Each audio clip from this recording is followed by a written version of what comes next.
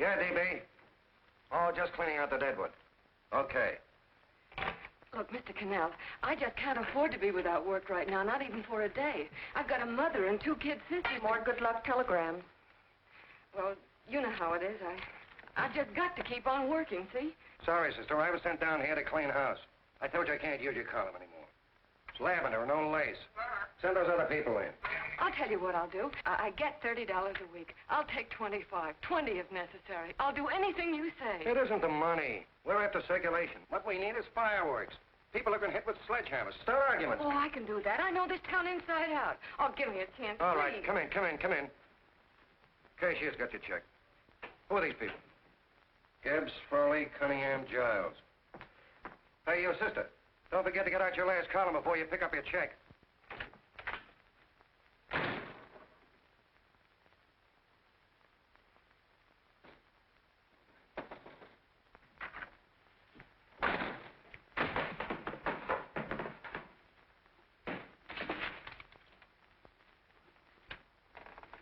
You're a couple of sticks shy in your column, man. Big rich slob like D.B. Norton buys a paper and 40 heads are chopped off.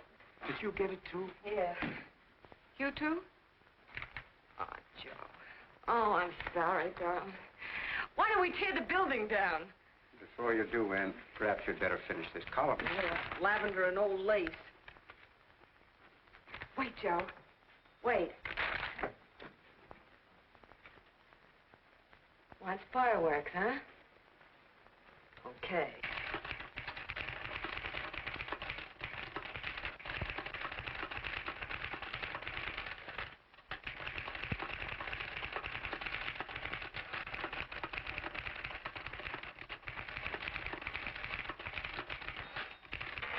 Here.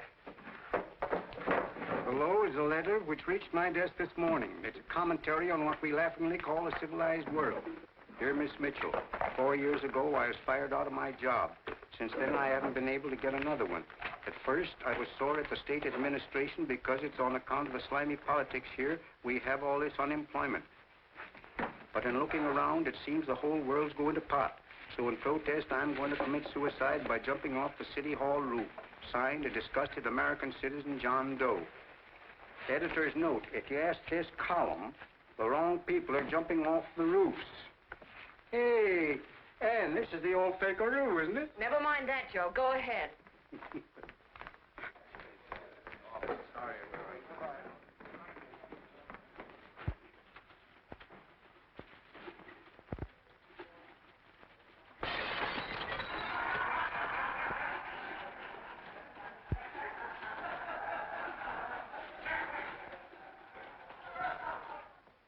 And it's because of the slimy politics that we have all this unemployment here. There it is. That's D.B. Norton's opening attack on the governor. Why, Jim, it's just a letter sent into a column. No, I can smell it. That's Norton. Good morning, gentlemen. Good morning, Governor. Morning, Governor. You're rather early. Governor, did you happen to see this in the new bulletin? Yes. I had it served with my breakfast this morning. Jim thinks it's D.B. Norton at work. Of course it is. Oh, come, Jim. That little item, D.B. Norton does things in a much bigger way. This is his opening attack on you, Governor. Take my word for it. What did he buy a paper for? Why did he engage a high-pressure editor like Cannell for? He's in the oil business. I tell you, Governor, he's after your scalp. All right, Jim, all right. Don't burst a blood vessel. I'll look into it. You get me Spencer of the Daily Chronicle, please? Yes, I saw it, Governor. If you ask me, that's a phony letter. Why, that gag has got whiskers on it. Okay, I'll get the mayor and maybe the Chamber of Commerce to go after them. Get Mayor Lovett on the phone. Sorry, the mayor's busy on the other phone. Yes, I know, Mrs. Brewster. It's a terrible reflection on our city. I've had a dozen calls already. Spencer of the Chronicle. Hold him. Just a minute. Yes, Mrs. Brewster. I'm listening. I insist that this John Doe man be found and given a job at once. Now, if something isn't done about it, I'll call out the whole auxiliary. Yes, and the junior auxiliary, too. We hold a meeting and see that it... Yes, Spencer? Oh, the governor? Well, what about me? It's my building he's jumping off of, and I'm up for re-election, too. What are you doing? Get Cannell at the bulletin.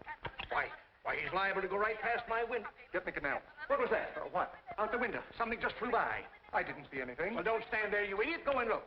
Open the window. Oh, why did he have to pick on my building? Is there a crowd in the street? No, sir. Then maybe he's caught on a ledge. Look again. I think it must have been a seagull. A seagull? What's a seagull doing around the city hall? That's a bad omen, isn't it? Oh, no, sir. The seagull is a lovely bird. It's all right, Mrs. Brewster. It was just a seagull. Can I help? Nothing's happened yet. No, I'm watching. Don't worry, Mrs. Brewster. Just leave it all to me. Spencer, I'll call you back. Hello, Canell? What are you doing? This is the mayor. Yes, Mayor Lovett. How many times are you going to call me? I've got everybody and his brother and sister out looking for him. Did you see the box I'm running? An appeal to John Doe. Think it over, John. Life can be beautiful, says Mayor. If you need a job, apply to the editor of this paper, and so forth and so forth. Okay, Mayor, I'll let you know as soon as I have something. What? Well, pull down the blinds. Run up to Miss Mitchell's house, boss. Boy, she's in a bad way. Where is she? Hey, do you know something? She supports a mother and 2 kids. What do you know about that? Did you find her? No. Her mother's awful worried about her. When she left the house, she said she was going on a roaring drunk. Of the girl, I mean. Go out and find her. Sure. Hey, but the biggest thing I didn't tell you, her old man's Doc Mitchell. You know the doctor Yeah. saved my mother's life and wouldn't take any money for it? You remember that. Okay, boss, I'll go and look for her. Holy smokes, Commissioner, you've had 24 hours. Okay, Hawkshaw, grab a pencil. Here it is again. About 5'5", brown eyes, light chestnut hair, and as fine a pair of legs as ever walked into this office. Did you want to see me? No. I've had the whole Army and Navy out searching for you because that's a game we play here every day. I remember distinctly being fired. That's right. But you have a piece of property that still belongs to this newspaper, and I'd like to have it. What's that? The letter. What letter? The letter from John Doe. Oh, The whole town's in an uproar. We've got to find him, and the letter's the only clue. there is no letter. We'll get a handwriting expert to... What? There is no letter. Say that again. There's no letter. I made it up. You made it up. Mm-hmm. You said you wanted fireworks. Don't you know there are 9 jobs waiting for this guy? 22 families want to board him free. 5 women want to marry him, and the mayor's practically ready to adopt him, and you... Just call the morgue, boss. They said there's a girl there. Shut up. Ann! Say, why didn't you... Hey. Only one thing to do, Hank. Drop the whole business quickly. How? Run its story. Say John Doe was in here and is sorry he wrote the letter and... That's right. They've got it, sure. He came in here, and I made him change his mind. Bulletin editor saves John Doe's life. Well, it's perfect. I'll have Ned write it up. Oh, Ned, I got a story I want you to... Wait a minute. Listen, you great, big, wonderful genius of a newspaper man. You came down here to shoot some life into this dying paper, didn't you? Well, the whole town's curious about John Doe, and boom, just like that, you're going to bury him. There's enough circulation in that man to start a shortage in the ink market. And what man? John Doe. What John Doe? John Doe, the one I made up. Look, genius, now look. Suppose there was a John Doe and he walked into this office. What would you do? Find him a job and forget about the whole business, I suppose, huh? Not me. I'd make a deal with him. A deal? Sure, when you get hold of a stunt that sells papers, you don't drop it like a hot potato. Well, this is good for at least a couple of months. You know what I'd do? Between now and, let's say, Christmas when he's going to jump, I'd run a daily on. Starting with his boyhood, his schooling, his first job. A wide-eyed youngster facing a chaotic world. The problem of the average man, of all the John Does in the world. Now, then comes the drama. He meets discouragement. He finds the world his feet of clay. His ideals crumble, so what does he do? He decides to commit suicide and protest against the state of civilization. He thinks of the river, but no, he has a better idea. The city hall. Why? Because he wants to attract attention. He wants to get a few things off his chest, and that's the only way he can get himself heard. So? So he writes me a letter, and I dig him up. He pours out his soul to me. And from now on, we quote, I protest by John Doe. He protests against all the evils in the world. The greed, the lust, the hate, the fear. All of man's inhumanity to man. Arguments will start. Should he commit suicide or should he not? People will write in pleading with him. But no, sir, John Doe will remain adamant. On Christmas Eve, hot or cold, he goes. See? Very pretty. Very pretty indeed, Miss Mitchell. But would you mind telling me who goes on Christmas Eve? John Doe. What John Doe? The one we hire for the job, you lunkhead. Wait a minute. Let me get this through this lame brain of mine. Are you suggesting we go out and hire someone to say he's going to commit suicide on Christmas Eve? Is that it? Well, you're catching on. Who, for instance? Anybody. Beanie'll do. Why, sure. Who, me? Jump off a... Oh, no, any time at Christmas. I'm superstitious.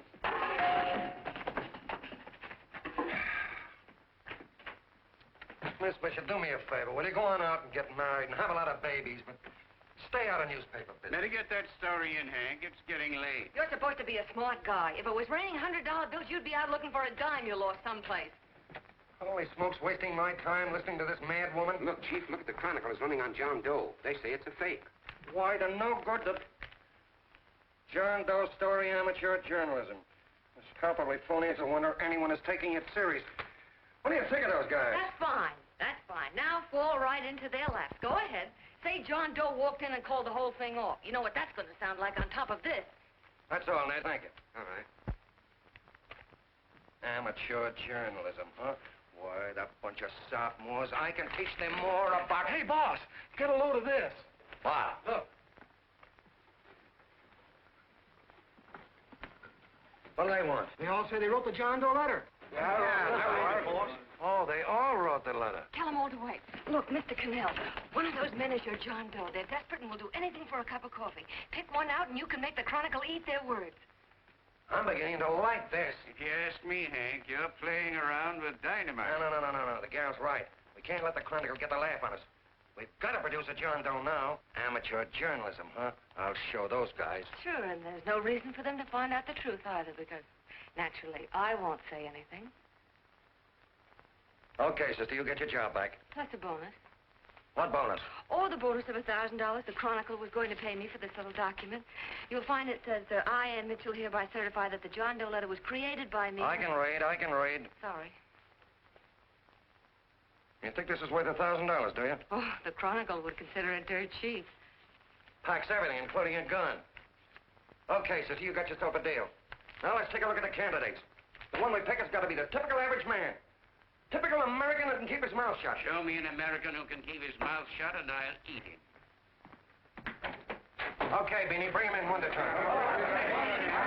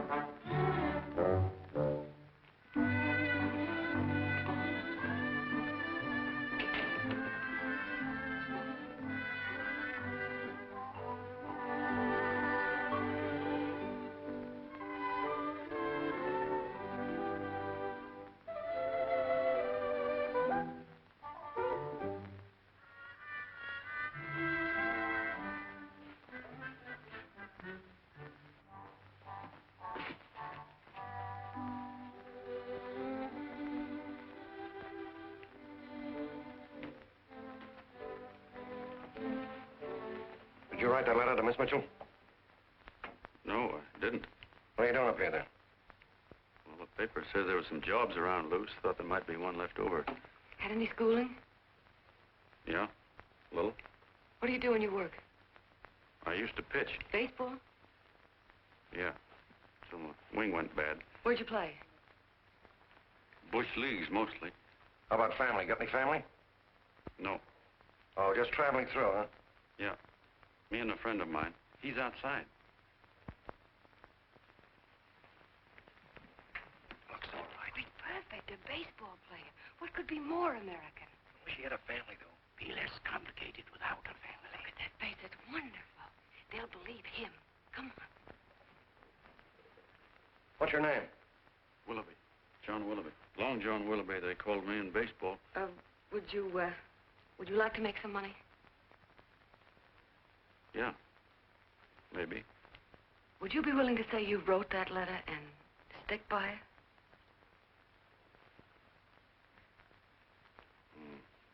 I get the idea. Yeah. Maybe. That's our man. He's made to order. I don't know. He don't seem like the kind of a guy that'd fall in line. When you're desperate for money, you do a lot of things, Mr. Cannell. He's our man, I tell you. He fainted. Come on, Get him the up. water quickly. Hurry up, Pop. Oh, Why don't you sit down? Huh? you all right? Yeah, I'm all right. How many is that? 6?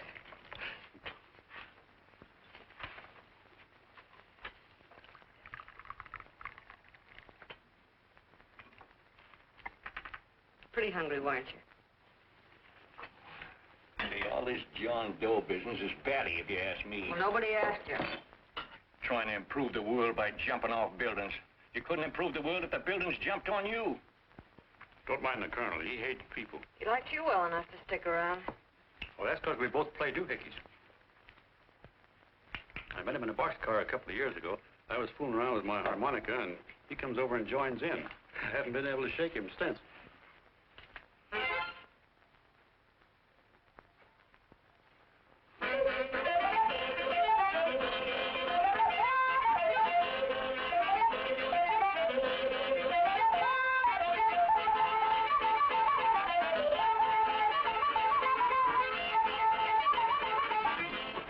All right, boys, here he is. No, you can't take pictures of him like that, eating a sandwich and with a beard. But he's going to jump off a building. Yes, but not because he's out of a job. That's not news. This man's going to jump as a matter of principle. Well, maybe you're right. We'll clean him up and put him in a hotel room under bodyguards. We'll make a mystery out of him. Did you speak to Mr. Norton? Thinks it's terrific. Says for us to go the limit. Wants us to build a bonfire under every big shot in the state. Oh, swell. Is that the contract? Yeah. What's he doing here? Friend of his. They play duets together. Duets? But can we trust him? Oh. I trust him. Oh, you trusted me. Well, that's fine. I suppose he trusts you, too. Oh, stop worrying. He's all right. Okay, but we don't want more than a couple of hundred people in on this thing. Now, the first thing I want is an exact copy of the John Doe letter in your own I've handwriting. got it already. Here. Now, that's fine. Now, I want you to sign this agreement. It gives us an exclusive story under your name, day by day, from now until Christmas. On December 26th, you get one railroad ticket out of town. And the bulletin agrees to pay to have your lawn fixed. That's what you want, isn't it? Yeah, but it's got to be by Bonesetter Brown. Okay, Bonesetter Brown goes. Here, sign it. Meanwhile, here's $50 spending money. That's fine. Beanie? Yes, boss. Take charge of him. Get him a suite at the Imperial and hire some bodyguards. Yeah, and some new clothes, Beanie. You think we better have him to louse? Yeah. Both of them? Yes, both of them, but don't let them out of your sight. Hey, Beanie, gray suit, huh? Yes. Okay, fellas.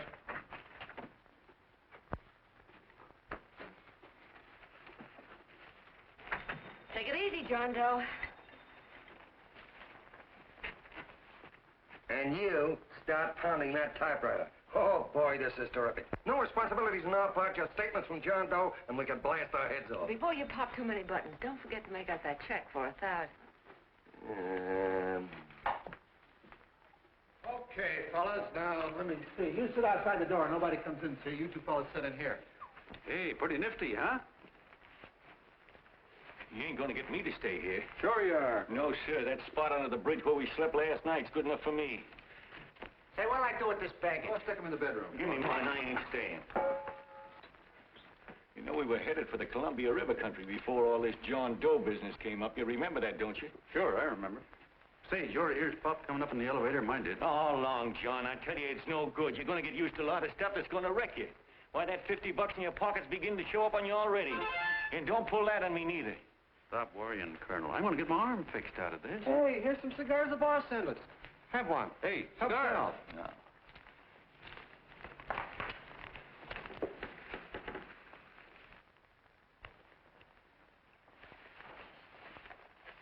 Say, I'll bet you even the major leaguers don't rate an outfit like this. Here, make yourself comfortable.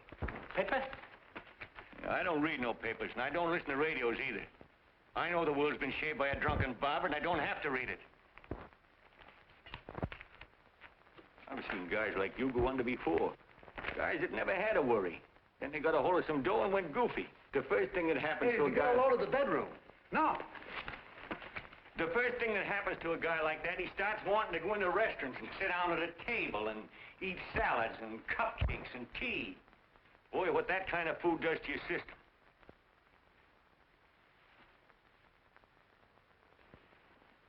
The next thing the dope wants is a room.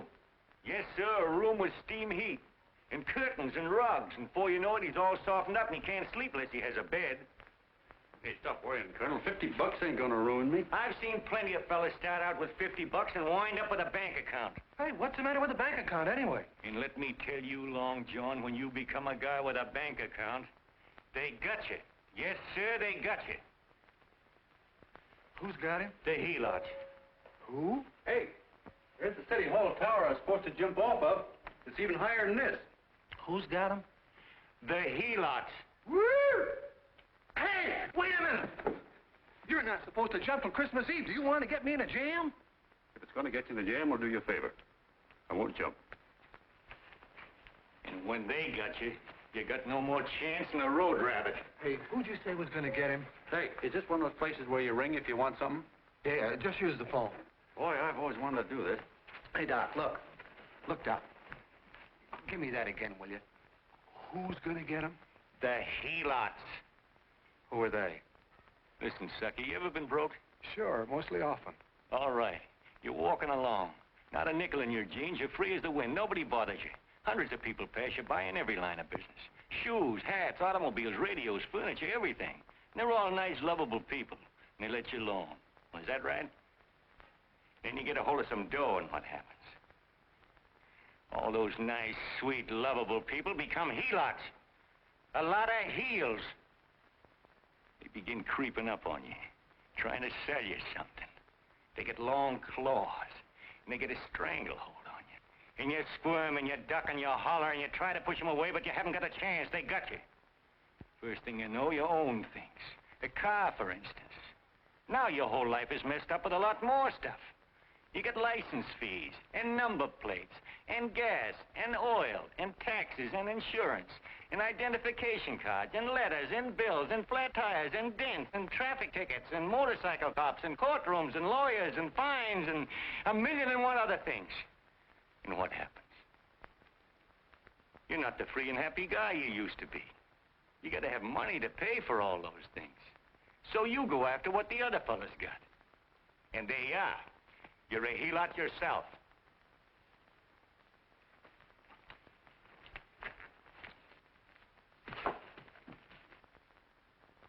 You win, Colonel. Here, take the 50. Go out and get rid of it. You bet I will, just as fast as I can. I'm gonna get some canned goods, a fishing rod, and the rest I'm gonna give away. Give away? Hey, get me a pitcher's glove. I got to get some practice. Say, he's giving it away. I'm gonna get me some of that. Hey, come back here, you helot. For you send up 5 hamburgers with all the trimmings, 5 chocolate ice cream sodas, and 5 pieces of apple pie. No, apple with cheese. Yeah, thanks.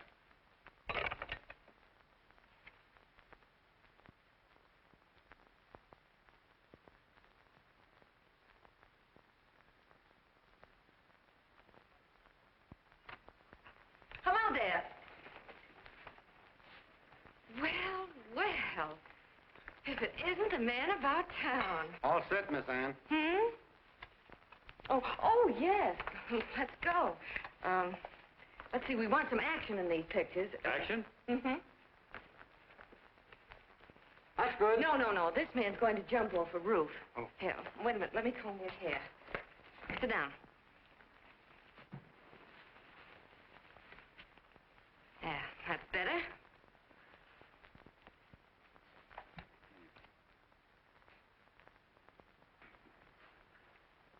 You know, he's got a nice face, hasn't he? Yeah, he's pretty. Yeah, sit down, quiet egghead. All right, now a serious expression. Can't. I'm feeling too good. Oh, come on now, this is serious. You're a man disgusted with all of civilization. With all of it? Yes, you're sore at the world. Come on now. Oh, crabby guy, huh? Yeah. No.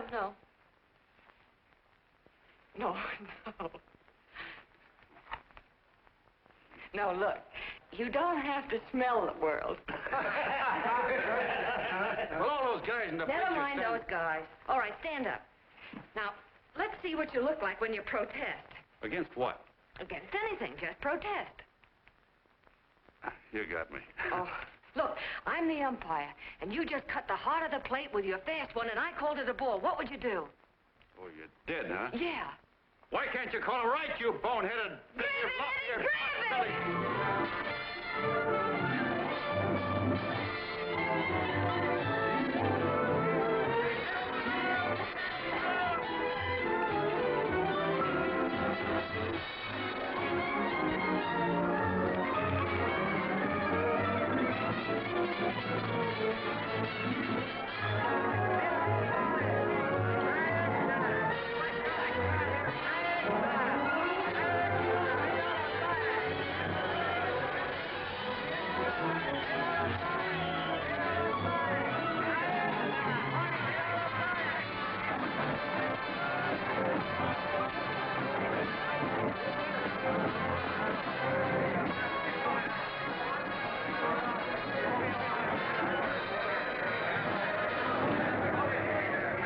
I don't care whose picture they're publishing.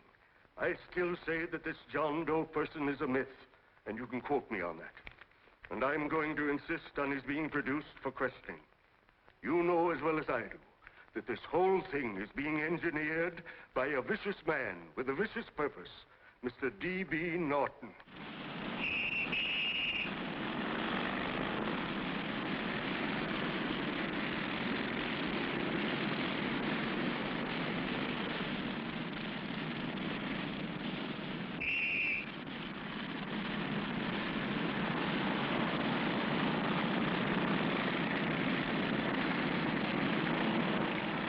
And Miss Mitchell are at the house, sir. Oh, they are? All right, come on.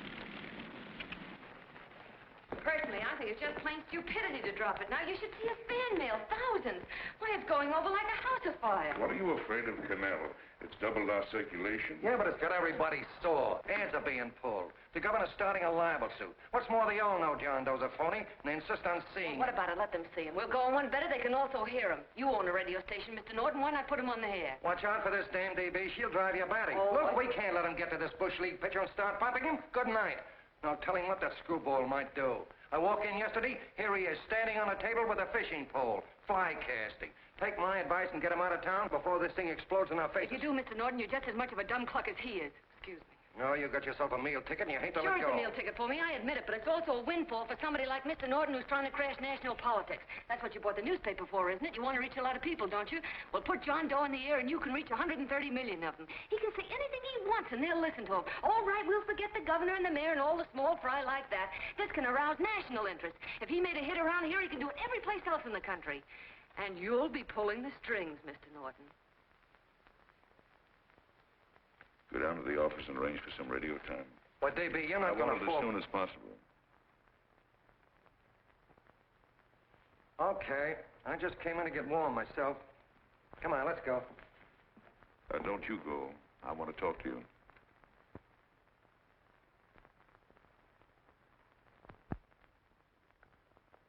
Sit down.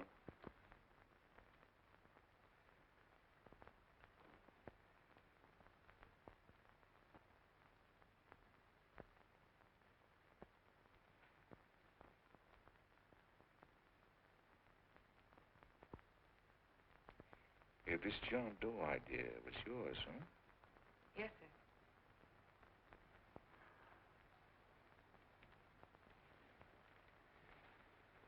How much money do you get? $30. $30. Well, what are you after? I mean, what do you want? A journalistic career? Money. Money? Well, I'm glad to hear somebody admit it. Do you suppose you could write a radio speech that would put that fellow over? Oh, I'm sure I can. Do it, and I'll give you $100 a week. $100? That's only the beginning. You play your cards right, and you'll never have to worry about money again. Oh, I know it. Hello. Hello. Whenever there's a pretty woman around. This is my nephew, Ted Sheldon, Miss Mitchell. How do you do? How do you do? All right, Casanova, I'll give you a break. See that Miss Mitchell gets a car to take her home. Always reading my mind, aren't you? Thank you very much for everything. And Miss Mitchell, I think from now on you'd better work directly with me. Yes, sir.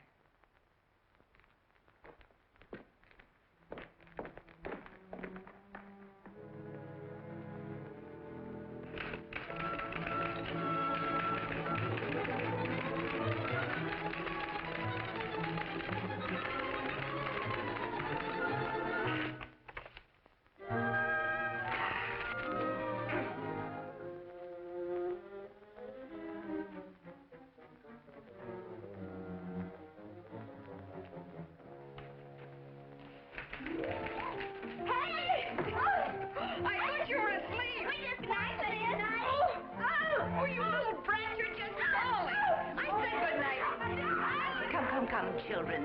It's past your bedtime. Come on. Now, scooch off Stay for through me. I'm done. I'll never get this speech right. Oh, yes, you will, Ann, dear. You're very clever. Yeah, I know. What are you looking for? Your purse, I need $10. What for? I gave you 50 just the other day. Yes, I know, dear, but Mrs. Burke had her baby yesterday. 9 pounds. And there wasn't a thing in the house. And then the community chest lady came And the 50's all gone, huh? Who's the 10 for? The Websters. The Websters. You remember those lovely people your father used to take care of. I thought I'd buy them some groceries. Oh, Anne, dear, it's a shame those... You're marvelous, Ma. You're just like Father used to be. Do you realize a couple of weeks ago we didn't have enough to eat ourselves? Well, yes, I know, dear, but these people are in such need. And we have plenty If now. you're thinking of that $1,000, forget it. It's practically all gone. We owed everybody in town. Now, you just got to stop giving all your money away. Oh, Anne, dear. Oh, I'm sorry, Ma. Oh, don't pay any attention to me. I guess I'm just upset about all this. Gee whiz, here I am with a great opportunity to get somewhere, to give us security for once in our lives, and I'm stuck. If I could put this over, your Mrs. Burke can have 6 babies. You mean this speech you're writing? Yeah, I don't know. I simply can't get it to gel. I created somebody who's going to give up his life for a principle. Hundreds of thousands of people are going to listen to him over the radio. And unless he says something that's sensational, it's just no good. Well, honey, of course, I don't know what kind of a speech you're trying to write, but judging from the samples I've read, I don't think anybody will listen. What? Darling, there's so many complaining political speeches. People are tired of hearing nothing but doom and despair on the radio. If you're going to have him say anything, why don't you let him say something simple and real, something with hope in it? If your father were alive, he'd know what to say. Yeah. Father certainly would. Wait a minute.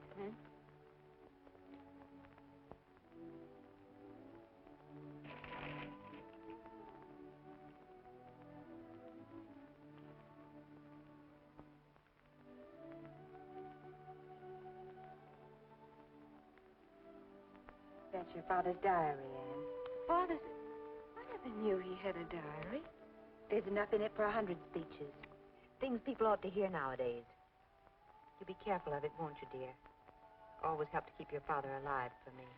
You bet I will, Ma. Wait a minute. John Doe don't want to sign no autograph. Well, what does he do all day? What does he do all day? He's writing out his memories. Sorry, lady, you can't see Mr. Doe. He wants to be alone. No, he just sits around all day and commutes with himself.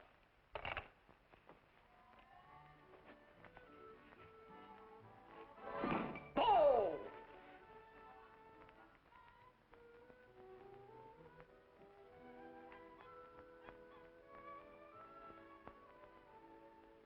I don't know how you're going to stand it around here till after Christmas.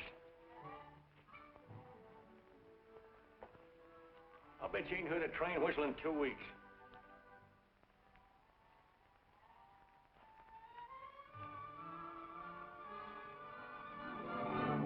Steve, right!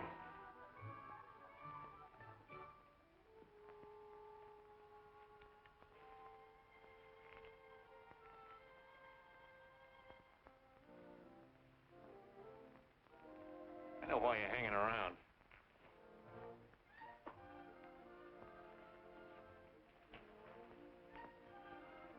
You're stuck on a girl.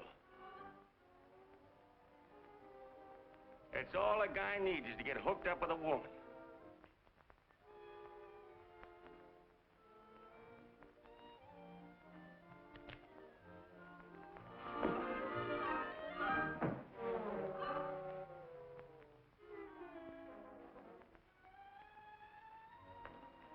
What was that, a single? First baseman dropped the ball. Butterfingers. Tough luck, pal.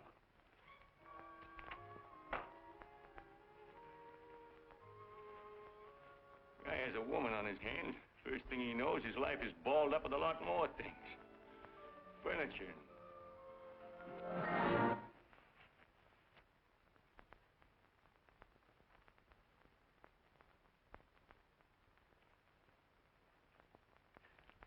Did you get him? You're out. Swell. What's this, the end of the 8th? 9.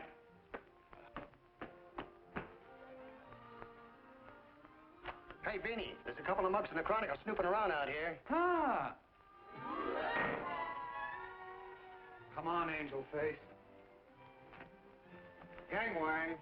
What's the score, Angel Face? 3-2, off paper. Gee, that's great.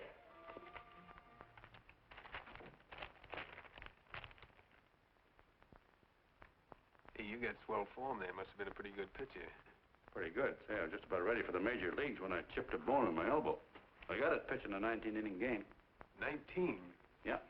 There was a major league scout there watching me, too. And he came down after a game of the contract. You know what?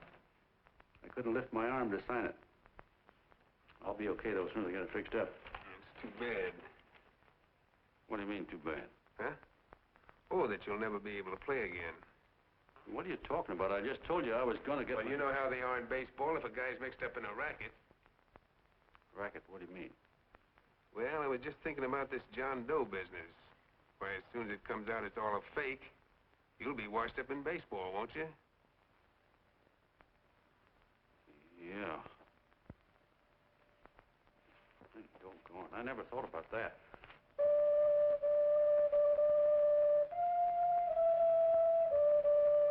Gosh. And another thing, what about all the kids in the country? The kids that idolize ball players. What are they going to think about you? Yeah. Hey, Colonel. Did you hear that? I gotta figure some way out of this thing. Elevators are still running. I know one way you can do it. How? Well, when you get up there on the radio, all you have to do is to say the whole thing's a frame-up. Make you a hero sure as you're born. Yeah, but how am I gonna get my arm fixed? Well, that's a cinch. I know somebody that'll give you $5,000 just to get up on the radio and tell the truth. $5,000. Yeah, $5,000, and he gets it right away. You don't have to wait till Christmas. Look out, Long John. They're closing in on you. Say, who's putting up this dough? Fellow runs the Chronicle. Here's the speech you make, and it's all written out for you. $5,000. Holy mackerel, I can see the helots coming, the whole army of them. It's on the level.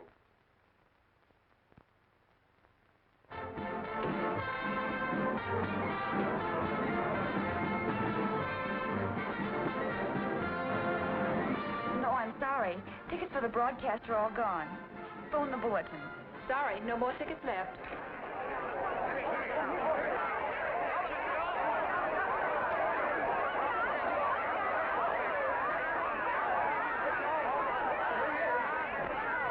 Oh, John, all set for the big night?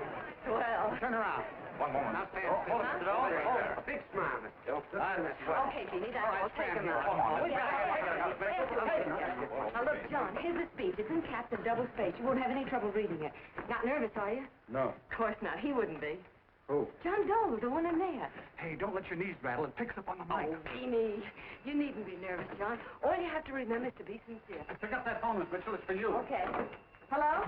Yes, Mother. Oh, thank you, darling. Oh, there he is, the poor dear man. Oh, good luck to you, Mr. Doe. We want you to know that we're all for you. The girls all decided that you're not to jump off any roof at all. Oh, we'll stop it. You got the speech I gave you? Yeah. Now, look. I'll give this money to the colonel just as soon as you get started. We'll have a car waiting at the side entrance for you. Okay. How'd you get in here? Huh? Oh, I just came in to wish him Come luck. on, out. Mother said good luck, too.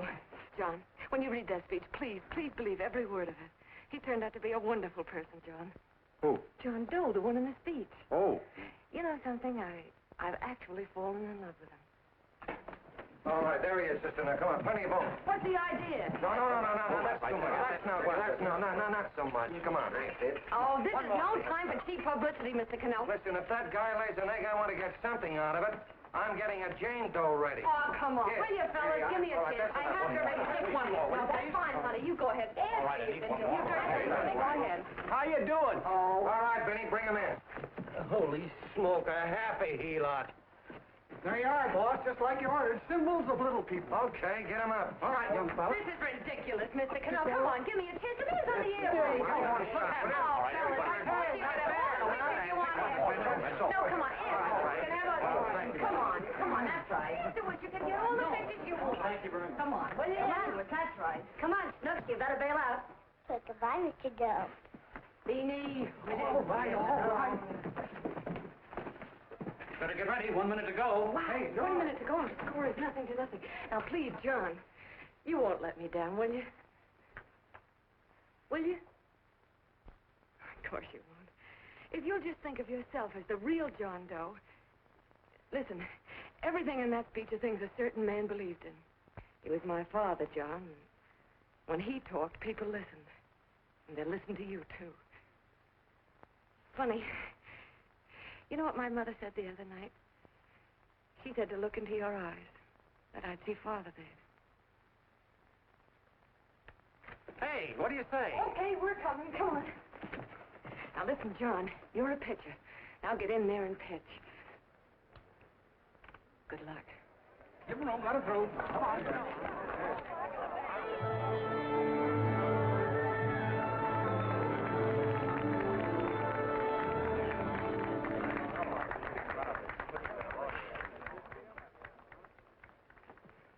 Hey, let's get out of here. There's the door right there. Hey, what are you doing here? That's what I'd like to know. Come on, out. Hey, he's a friend of mine. Never mind, let him alone. He's all right. I'll be right over there pulling for you. No, John, over here.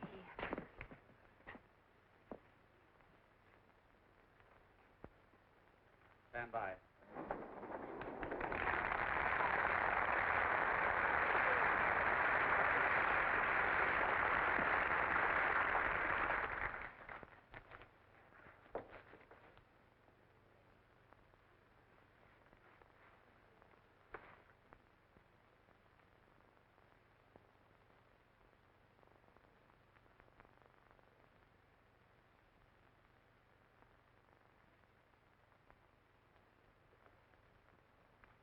Phone the Chronicle. Tell them to start getting those extras out.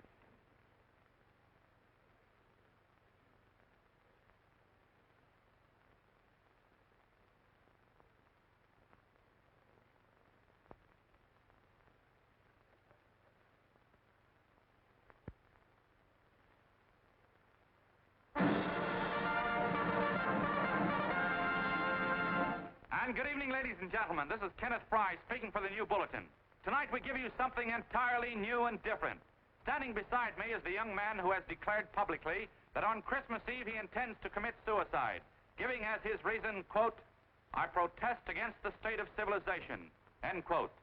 Ladies and gentlemen, the New Bulletin takes pleasure in presenting the man who is fast becoming the most talked-of person in the whole country, John Doe.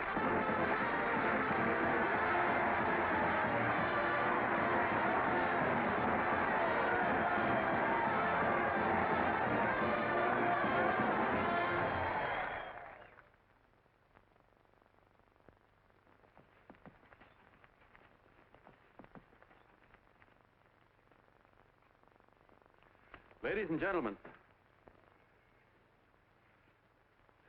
I am the man you all know as John Doe. I took that name because it seems to describe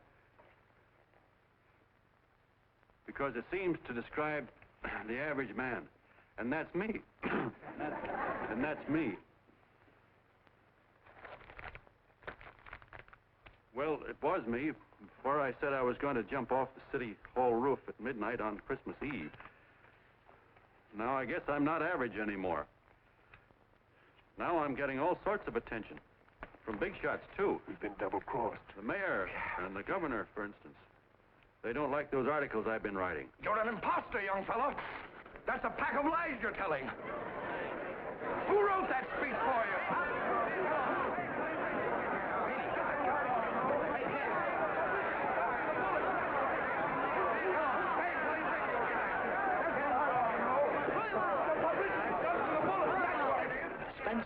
Ladies and gentlemen, the disturbance you just heard was caused by someone in the audience who tried to heckle Mr. Doe. The speech will continue.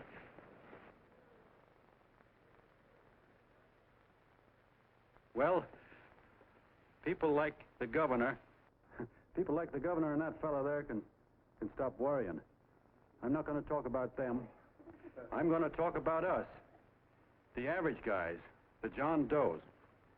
If anybody should ask you what the average John Doe is like, you couldn't tell him because he's a million and one things. He's Mr. Big and Mr. Small. He's simple and he's wise. He's inherently honest, but he's got a streak of larceny in his heart. He seldom walks up to a public telephone without shoving his finger into the slot to see if somebody left a nickel there.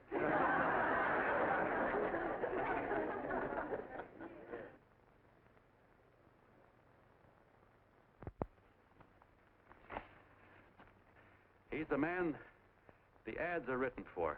He's the feller everybody sells things to. He's Joe Doe, the world's greatest stooge and the world's greatest strength.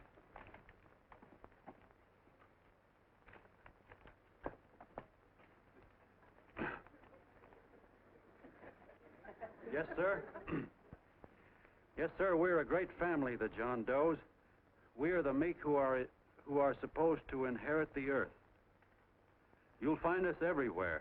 We raise the crops, we dig the mines, work the factories, keep the books, fly the planes, and drive the buses. And when a cop yells, "Stand back there, you," he means us, the John Does. Well, what kind of a speech is that? Didn't you read it? We've existed since time began. We built the pyramids. We saw Christ crucified, pulled the oars for Roman emperors, sailed the boats for Columbus, retreated from Moscow with Napoleon, and froze with Washington at Valley Forge. Yes, sir. We've been in there dodging left hooks since before history began to walk. In our struggle for freedom, the canvas many a time, but we always bounce back because we're the people, and we're tough.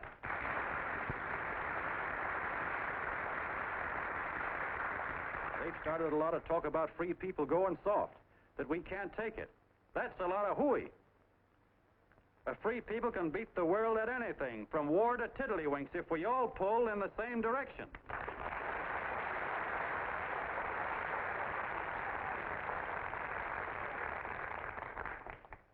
I know a lot of you are saying, "What can I do? I'm just a little punk. I don't count." Well, you're dead wrong. The little punks have always counted, because in the long run, the character of a country is the sum total of the character of its little punks.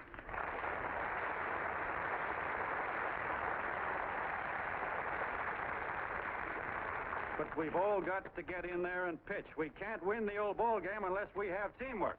And that's where every John Doe comes in. It's up to him to get together with his teammate. And your teammate, my friends, is the guy next door to you. Your neighbor. He's a terribly important guy, that guy next door. You're going to need him, and he's going to need you, so look him up. If he's sick, call on him. If he's hungry, feed him. If he's out of a job, find him one. To most of you, your neighbor is a stranger, a guy with a barking dog and a high fence around him. Now, you can't be a stranger to any guy that's on your own team. So tear down the fence that separates you. Tear down the fence, and you'll tear down a lot of hates and prejudices. Tear down all the fences in the country, and you'll really have teamwork.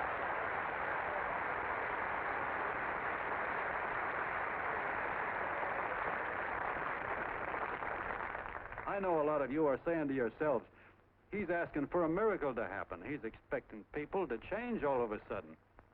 Well, you're wrong. It's no miracle. It's no miracle because I see it happen once every year, and so do you, at Christmas time. There's something swell about the spirit of Christmas, to see what it does to people, all kinds of people. Now, why can't that spirit, that same warm Christmas spirit, last the whole year round? Gosh, if it ever did, if each and every John Doe would make that spirit last 365 days out of the year, we'd develop such a strength, we'd create such a tidal wave of goodwill that no human force could stand against it. Yes, sir, my friends. The meek can only inherit the earth when the John Does start loving their neighbors. You better start right now. Don't wait till the game is called on account of darkness. Wake up, John Doe. You're the hope of the world.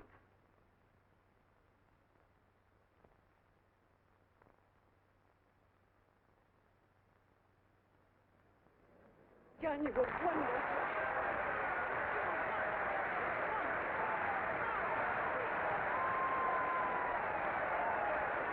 Let's get out of here. Now you're talking.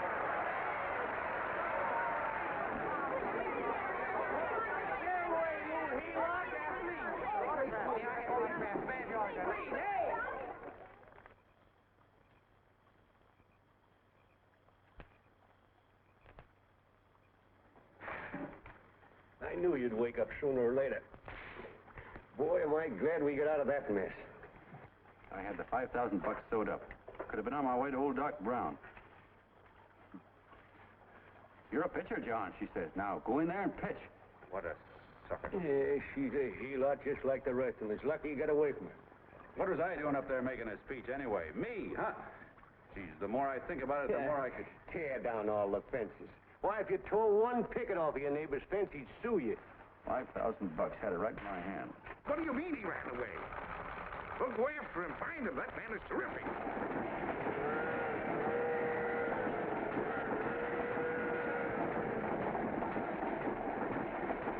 Columbia River, here we come.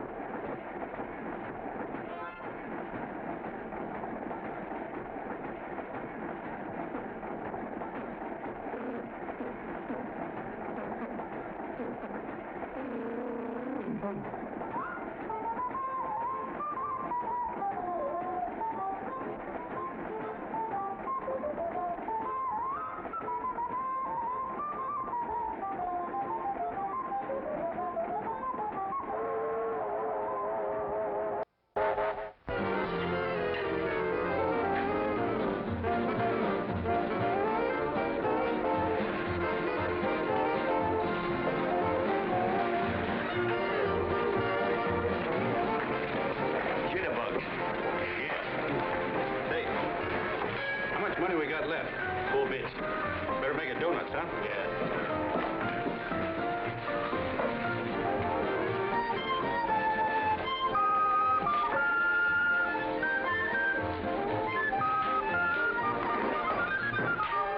What'll it be, Jeff? Have you got a couple of steaks about that big and about that thick? Yeah, with hash brown potatoes and tomatoes and apple pie and ice cream and coffee. And donuts, I know. Hey, Ma! Seekers! A fair! Think of the fair coming up. Glad he took the tea out of there.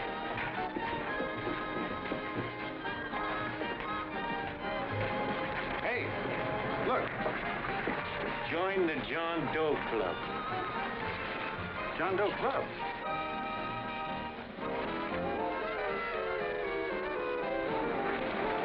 Uh-oh.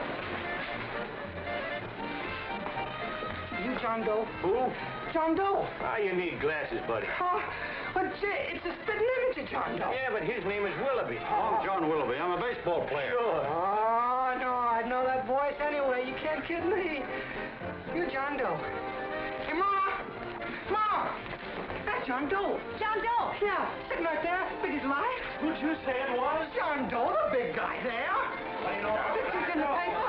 That's John Guy. John Doe. John Doe. Sitting right there, John Doe. Hey, operator. Dan Beanery. Look, call everybody in town. John Doe was just in my place. Yeah, he ordered donuts.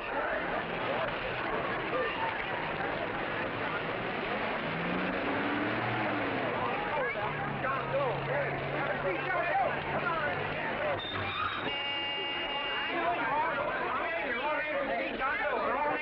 My office is packed like a sardine box. What does John Doe look like, Mr. Mayor? Oh, he's one of those great big outdoor type men. No, you can't see him. You didn't vote for me the last time. Shame on you. What are you doing there? Get off my front porch anyhow. Mr. Norton come yet?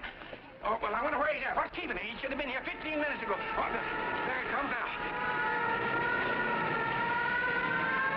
Now, everybody on your dignity. Don't do anything to disgrace us. A little town, but we got to show off. Better let me talk to him. All right, but present it to him as a great cause for the common man. Ah, here he comes. Now, give him room down there. Give him room, folks. Come on, now. Come on, here he comes. Here he comes. Here's Mr. Norton. How do you do, Mr. Norton? I'm Mayor Hawkins. Get Mr. Miles back. Let me go, you darn tool. I'm the mayor. Mr. Norton. Mr. Norton. Mr. Norton. I'm Mayor Hawkins. Your office telephoned me to hold him. Well, that's fine. How is he? Oh, he's fine. He's right in my office there. You know, it's a great honor having John Doe here, and you too. Haven't had so much excitement since the old city hall burned down. People are so excited they nearly tore his clothes off. Oh, but Jill Don phoned the newspapers telling Mr. Norton's here. Step right inside, Mr. Norton. My office. Very comfortable here, Mr. Norton. Just had it air conditioned. Gangway, please. Make room for Mr. Norton. Gangway. Gangway. Here he is, Mr. Norton. Well taken care of. The neighbors are serving him a light lunch. Hello, John. Mr. Mayor, if you don't mind, we'd like to talk to him alone. Why, certainly, certainly. All right, everybody. Clear out. No, but you will. Everybody, quickly now. Come on. Look at that. Come on. Come on. That's all right. All right. Don't argue with me here. Wait till we get home. Don't you push me around like that. Even though I'm your wife, you can't push me around. Look, Mr. Norton, I think you got a lot of nerve having those people hold us here. There's nobody holding you here, Mr. Doe. It's only natural There's that nobody holding us here. Let's get going. Incidentally, my name isn't Doe. It's Willoughby. Look, John, something terribly important's happened. They're forming John Doe clubs. We know of 8 already, and they say that there's John Doe clubs? What for? To carry out the principles you talked about in your radio speech. I don't care what they're forming. I'm on my way, and I don't like the idea of being stopped either. Oh, but you don't know how big this thing is. You should see the thousands of telegrams we've received and what they're saying about you. Look, it started as a circulation stunt, didn't it? Well, you got your circulation. Now, why don't you let me alone? Oh, it started as a circulation stunt, but it isn't anymore. Mr. Norton wants to get back of it and sponsor John Doe clubs all over the country. He wants to send you on a lecture tour. Me? Uh-huh. Well, certainly, with your ability to influence people, it might grow into a glorious movement. Say, let's get something straight here. I don't want any part of this thing. If you got an idea I'm going around lecturing the people, why, you're crazy. Baseball's my racket, and I'm sticking to it. Come on, Colonel, let's get out of here. John, Please, please. I just got rid of one crowd. But please, Mr. Mayor, tell him the John Doe Club wants to talk to him. Let them in, Mr. Mayor. Let them come in. Okay, folks, but remember your manners. No stampeding. Walk slow, like you do when you come to pay your taxes.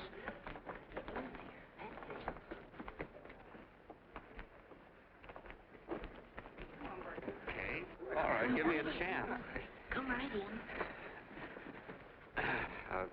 My name's Bert Hanson, Mr. Doe. I'm the head soda jerker at Schwabacker's drugstore. Well, sir, you see, me and my wife, we heard your broadcast, and we got quite a bang out of it, especially my wife. Kept me up half the night saying, that man's right, honey. The trouble with the world is nobody gives a hoot about his neighbor. That's why everybody in town's sore and cranky at each other. And I kept saying, well, that's fine, but how's a guy going to go around loving the kind of neighbors we got? Old Sourpuss, for instance. You see, Sourpuss Smithers is a guy who lives all alone next door to us. He's a cranky old man that runs a second-hand furniture store. We haven't spoken to him for years. I always figured he was an ornery old gent that hated the world because he was always slamming his garage door and playing the radio so loud he kept half the neighbors up.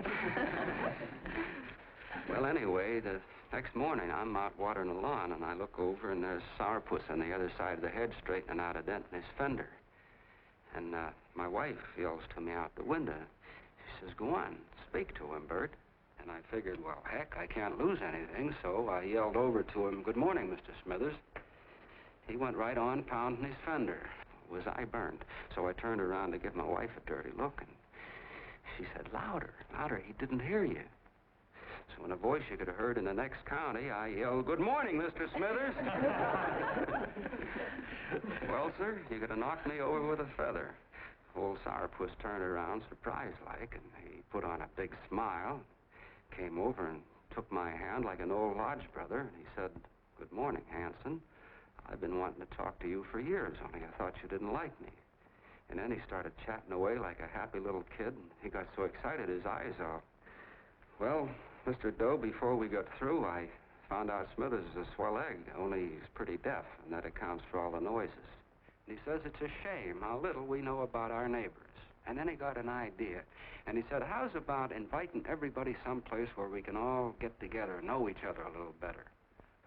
Well, I'm feeling so good by this time, I'm ripe for anything, so Smithers goes around the neighborhood inviting everybody to a meeting at the schoolhouse, and I tell everybody that comes in the store, including Mr. Schwabacker, my boss. I'm talking too much. Well, I'll be doggone if over 40 people don't show up.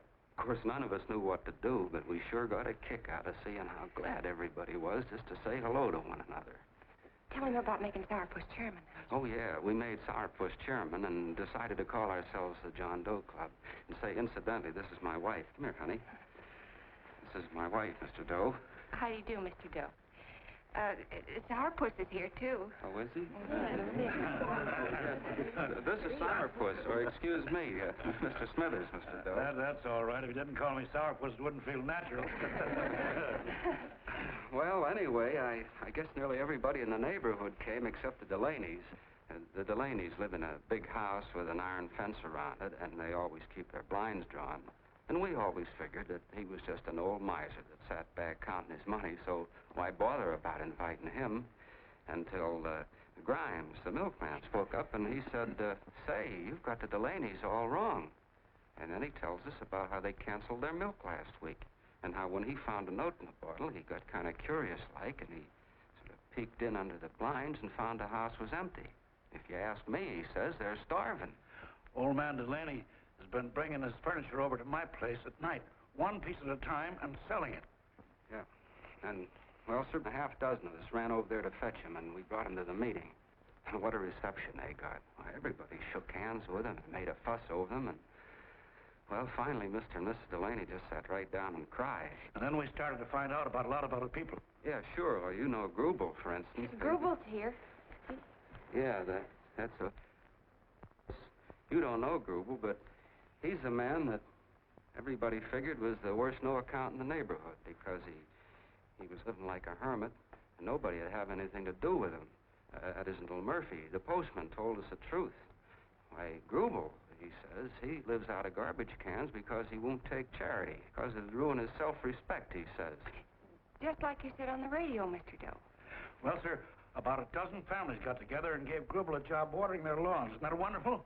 And then we found jobs for 6 other people, and they've all gone off for leave. Yeah, and my boss, Mr. Schwabecker, made a job in his warehouse for old man Delaney. And he gave you that $5 raise. Yeah, wasn't that swell? Why, Bert, I feel slighted. I'd like to join, but nobody asked me. I'm sorry, Mayor, but we voted that no politician could join. Just the John Does of the neighborhood, because you know how politicians are. Well, the reason we wanted to tell you this, Mr. Doe, was to give you an idea of what you've started.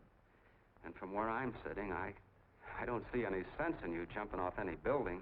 No. Well, thank you for listening. Goodbye, Mr. Doe. You're a wonderful man. And it strikes me you can be mighty useful walking around for a while. Goodbye, Mr. Doe. Goodbye, Mr. Doe.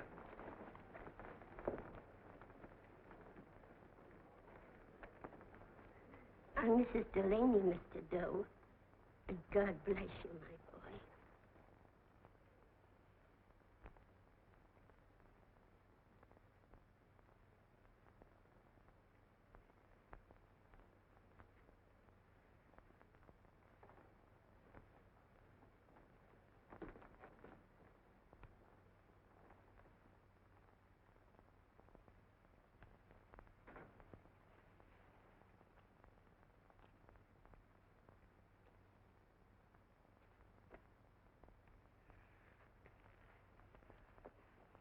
Gee whiz, I'm all mixed up. I don't get it. Look, all those swell people think I'm going to jump off a building or something. I never had any such idea. Gosh. The fellow'd have to be a mighty fine example himself to go around telling other people how to... Say, look, what happened the other night was on account of Miss Mitchell here. She wrote the stuff. Don't you see what a wonderful thing this can be? But we need you, John. You're hooked. I can see that right now. They got you. Well, I'm through. For 3 years, I've been trying to get you up to the Columbia River country. First it was your glass arm, then it was the radio, and now it's the John Doe clubs. Well, I ain't waiting another minute. Anyway, you helots. Hey, Colonel, wait a minute. I want you personally to go along with John Doe and Miss Mitchell and handle the press and the radio. Me? Yes, I don't want to take any chances. And Johnson. Yes, Stevie? Your crew will do the mop-up job. They'll follow John Doe into every town, see that the clubs are properly organized and the charters issued. Right. There are only 8 flags up there now. I want to see that map covered before we get through.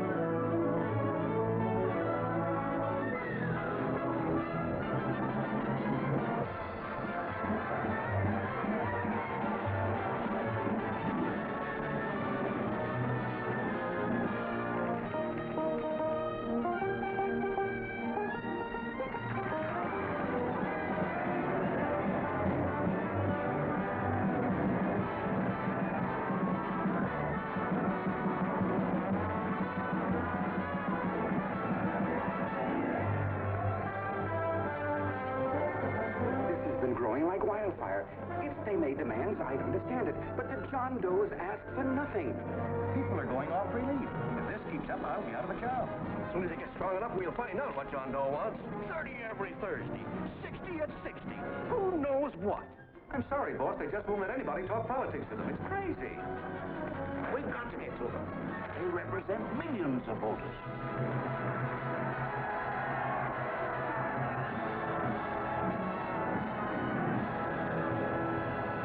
I tell you, ladies and gentlemen, this thing has been nothing short of a prairie fire. We've received so many applications for charters to the John Doe clubs, we haven't been able to take care of them. I'd hate to have that many pins stuck in me. This John Doe convention is a natural. It's going to put our city on the map. Why, over 2,400 John Doe clubs are sending delegates. Can you imagine that? You, Mr. Mayor, will be the official host. You will make the arrangements for decorating the city, parades, and a reception for John Doe when he gets home. And don't wear your high hat. No high hat?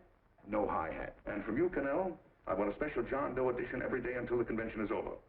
And now, if you will, please step into the outer office and look your prettiest because there are photographers there to take pictures of this committee. Don't worry, D.B. Everything will be taken care of. Isn't it all too wonderful? Gather down here in a nice group. I'll get a nice picture of you. Oh, Mr. Mayor, would you step down in front row, please? You ladies get close to him. That's it. Well, I don't get it. Get what? Look, D.B., I'm supposed to know my way around. This John Doe movement has cost you a fortune. Now, this convention is going to cost plenty. Well? Well, I'm stuck with 2 and 2, and I'm a sucker if I can make 4 out of it. Where do you come in? I'll have the satisfaction of knowing that my money has been spent for a worthy cause. I see. I better stick to running the paper, huh? I think maybe you better have. And Cannell, I'd like to have the John Doe contract, all the receipts for the money we advanced him, and the letter Miss Mitchell wrote, which I gave her $1,000. Yes, sure. Well, we leave for the airport. Half an hour. Is that Johnny boy's room? Better hustle him up. He'll be ready on time. He's packing. Ah, good. Did you see his picture on the cover of Time? Yeah. I gotta give you credit, Annie girl. I've handled a good many big promotions in my time. Everything from a World Fair to a channel swimmer. But this one has certainly got me spinning. And now a John Doe convention. Wow. Say, if you could only get him to jump off the City Hall roof on Christmas Eve, I'd guarantee you 500,000 people there. Charlie. Huh? What do you make of him? Oh, Johnny boy? Well, I don't know what angle you want, but I'll give it to you quick. Number 1, he's got great yokel appeal, but he's a nice guy. Number 2, he's beginning to believe he really wrote that original suicide letter that you made up. Number 3, he thinks that you're Joan of Arc or something. Yeah, I know. Number 4, well, you know what number 4 is. He's nuts about you. Yeah, it's running out of his ears. You left out number 5. We're all healed, me especially. Holy smoke. Come in.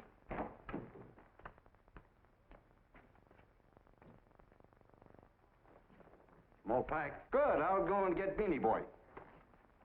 Okay, Charlie boy.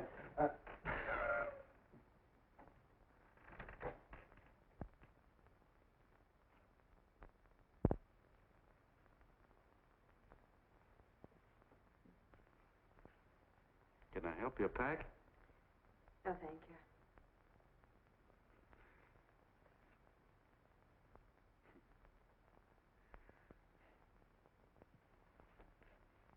You care if I sit down out here? No.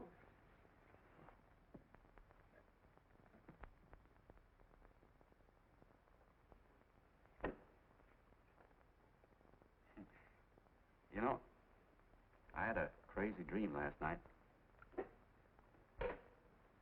It was about you. About me? Sure was crazy. I dreamt I was your father.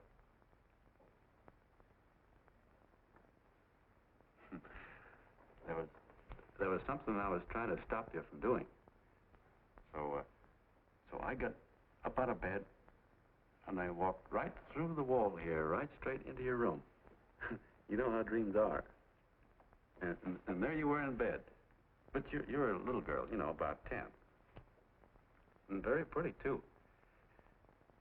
So I shook you, and the moment you opened your eyes, you hopped out of bed and started running like the devil in your nightgown. You ran right out the window there, and you ran out over the tops of buildings and roofs and everything for miles. And I was chasing you. And all the time you were running, you kept growing bigger and bigger and bigger, and pretty soon you were as big as you are now, you know, grown up. And all the time I kept asking myself, what am I chasing her for? And I didn't know. Isn't that a hot one? Well, anyway, you ran into some place, and then I ran in after you, and when I got there, there you were, getting married. And the nightgown had changed into a beautiful wedding gown. You sure look pretty, too. And then I knew what it was I was trying to stop you from doing. Dreams are sure crazy, aren't they? Well, would you like to know who it was you were marrying? Oh, a tall, handsome Eubangi, I suppose. No, not that bad. It was that fellow that sends you flowers every day. What's his name? Mr. Norton's nephew? Ed Sheldon. Yeah, that's the one. But here's the funniest part of it all.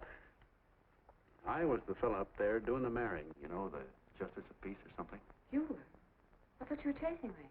Well, yes, I was, but I was your father then, see? But the real me, John Doe, or that is, Long John Willoughby, I was the fellow up there with the book. You know what I mean? I guess so. Then what happened? Well, I took you across my knee and I started spanking you. That is, I didn't do it. I mean, I did do it, but it wasn't me, you see. I was your father then. Well, I held you across my knee and I said, Annie, I won't allow you to marry a man that's just rich or that has his secretary send you flowers. The man you marry has got to swim rivers for you. He's got to climb high mountains for you. He's got to slay dragons for you. He's got to perform wonderful deeds for you. Yes, sir. And all the time, the guy up there, you know, with the book, me, just stood there nodding his head. He said, go to it, Pop. Whack her one from me, because that's just the way I feel about it, too. So he said, come on down here and whack her yourself. So I came down and I whacked you a good one, see? And he whacked you. And I whacked you another one, and we both started whacking you like... Well, if you're through whacking her, come on, let's get going. Okay, fellas, right in here. You go out the side entrance, there's a bunch of autograph seekers out front. We'll be down with the bags in a minute. Come on, don't make a government project out of this. Hi, Benny. When's our plane take off again? Couple of minutes. How many people do you think we've talked to already, outside the radio, I mean? Oh, I don't know. About 300,000. 300,000. What makes them do it, Ann? What makes them come and listen and get up their John Doe clubs the way they do?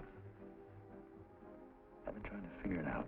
Look, John, what we're handing them are platitudes. Things they've heard a million times. Love thy neighbor, clouds have silver linings, turn the other cheek. It's just as... Yeah, I heard them a million times, too, but... there you are. Maybe they're like me, just beginning to get an idea of what those things mean. You know, I never thought much about people before. They were always just somebody to fill up the bleachers. And the only time I worried about them is when they didn't come in to see me pitch. You know, lately I've been watching them when I talk to them. I could see something in their faces.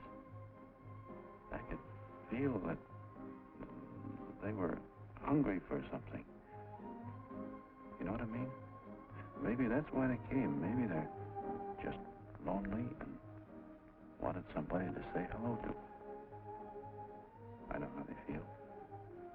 I've been lonely and hungry for something practically all my life.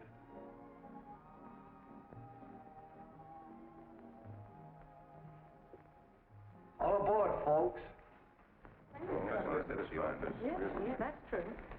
Oh, somebody else sitting here? No, that's your seat. And this is your coat. Mine? A little token of appreciation. Oh, it's beautiful, D.B. Well, I don't quite know what to say. Well, don't say anything at all. Just sit down. Oh. Go ahead, open it. Oh. Oh. Oh, it's lovely. And a new contract goes with it. Well, come on, spring it. You've got something on your mind. It must be stupendous. You know, that's what I like about it. Right to the point. Like that. All right, Practical Annie. Here it is. Tomorrow night, before a crowd of 15,000 people and talking over a nationwide radio hookup, John Doe will announce the formation of a third party. A third party? Yes, the John Doe Party. Devoted entirely to the interests of all the John Does all over the country, which practically means 90% of the voters. He will also announce the third party's candidate for the presidency. A man whom he personally recommends, a great humanitarian, the best friend the John Does have. Mr. D.B. Norton. Yes.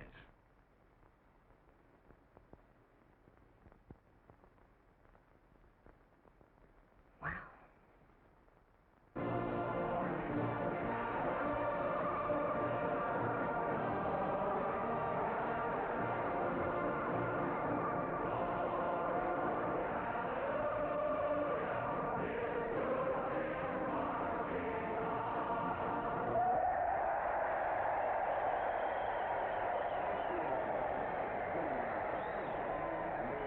And although the opening of the convention is hours off, the delegates are already pouring into the ballpark by the droves, with lunch baskets, banners, and petitions asking John Doe not to jump off any roof. No matter how you look at it, it's still a phenomenal movement. These John Does, or the hoi polloi, as you've heard people call them, have been laughed at and ridiculed, but here they are, gay and happy, having traveled thousands of miles, their expenses paid by their neighbors, to come here to pay homage to their hero, John Doe. And in these days of wars and bombings, it's a hopeful sign that a simple idea like this can sweep the country. An idea based on friendliness, on giving and not taking, on helping your neighbor and asking nothing in return. And if a thing like this can happen, don't let any of your grumbling friends tell you that humanity is falling apart. This is John B. Hughes, signing off now and returning you to our main studio until 9 o'clock, when the convention will officially open. Oh, John, come in. Say, I'm kind of... It's raining out a little. That's all right. It's good to see you. Sit down. Thanks.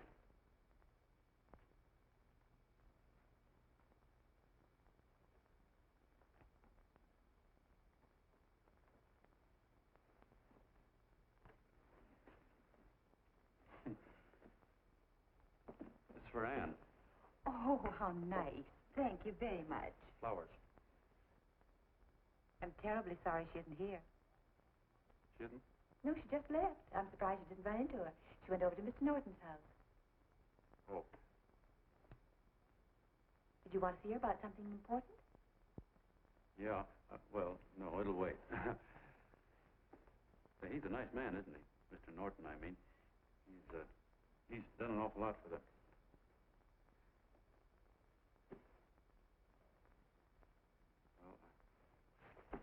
Say, my coat's pretty wet. I'm afraid I might have wet the couch a little.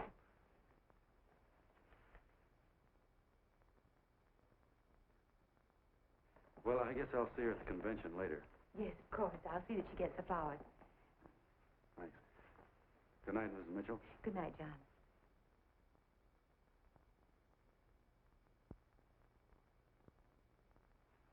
Say, Miss Mitchell, I'm kind of glad Anne isn't here. See, I came over here hoping to see her alone, and kind of hoping I wouldn't, too, you know what I mean? There was something I wanted to talk to her about. But, well, it'll wait, I guess. Good night. Good night, John. Say, look, Mrs. Mitchell, have you ever been married? Oh, I'm sure you have. Gosh, that's pretty silly. I guess you must think I'm kind of batty. Well, I guess I'd better be going at that. John. My husband said, I love you. Will you marry me? You did? What happened? I married him. Yeah, that's what I mean, see? It was easy as all that, huh? Yeah, but look, Mrs. Mitchell. You know, I love Anne, and it's going to be awfully hard for me to say it. Because, well, you know, she's so wonderful. And all the best I ever was a Bush League pitcher. And, you know, I think she's in love with another man. The one she made up. You know, the real John Doe. Well, that's pretty tough competition. I bet you he'd know how to say it all right. When me, I get up to it and around it and in back of it, but I never get right to it. You know what I mean?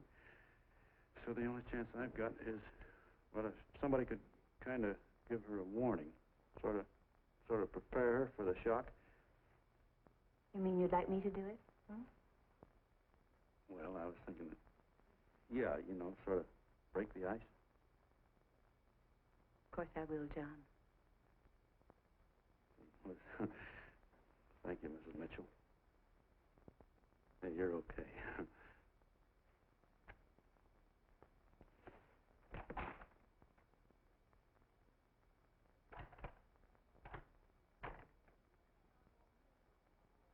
This John Doe meeting is going to be one of the biggest things that ever happened. Why, they're coming from all over. Trains, boxcars, wagons. Look out! Hello, bodyguard. Hey, had your dinner yet? That's it? Oh, that's all right. Look, no, go ahead and have your dinner. Wait a minute, John.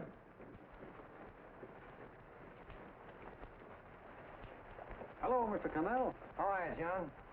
John, I want to have a little talk with you.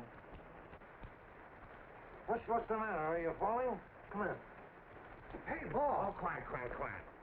Say, tell me something. Did you read the speech you're going to make tonight? No, I never read the speeches before I make them. I get more of a kick out of it that way. That's just exactly what I thought. Beanie, go on down to the office, tell Papa to give you the speech. There's a copy on my desk. Gee whiz, boss, you know Mr. Norton told me not to leave him, not even for a minute. Go on. We'll be at Jim's bar up the street. You're a nice guy, John. I like you. You're gentle. I always like gentle people. Me, I'm hard. Hard and tough. I got a use for hard people. Gotta be gentle to suit me. Like you, for instance.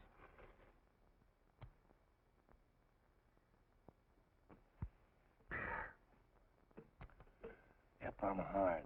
But you want to know something? I've got a weakness. I guess that, would you? I have. Want to know this? Star-Spangled Banner. Screw you. Well, maybe it is, but play the Star-Spangled Banner. I'm a sucker for it. Always gets me right here. Know what I mean?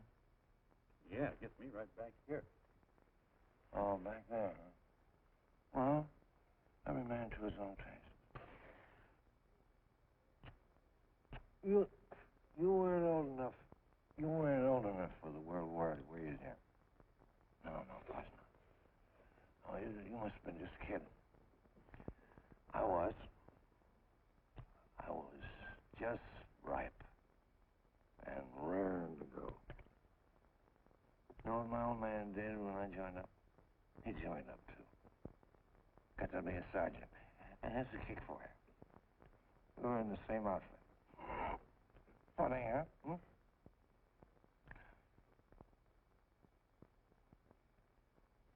He was killed, John. I saw him get it. I was right there, and I saw it with my own eyes.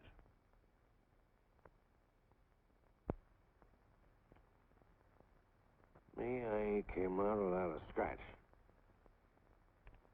That is, excepting my ulcers.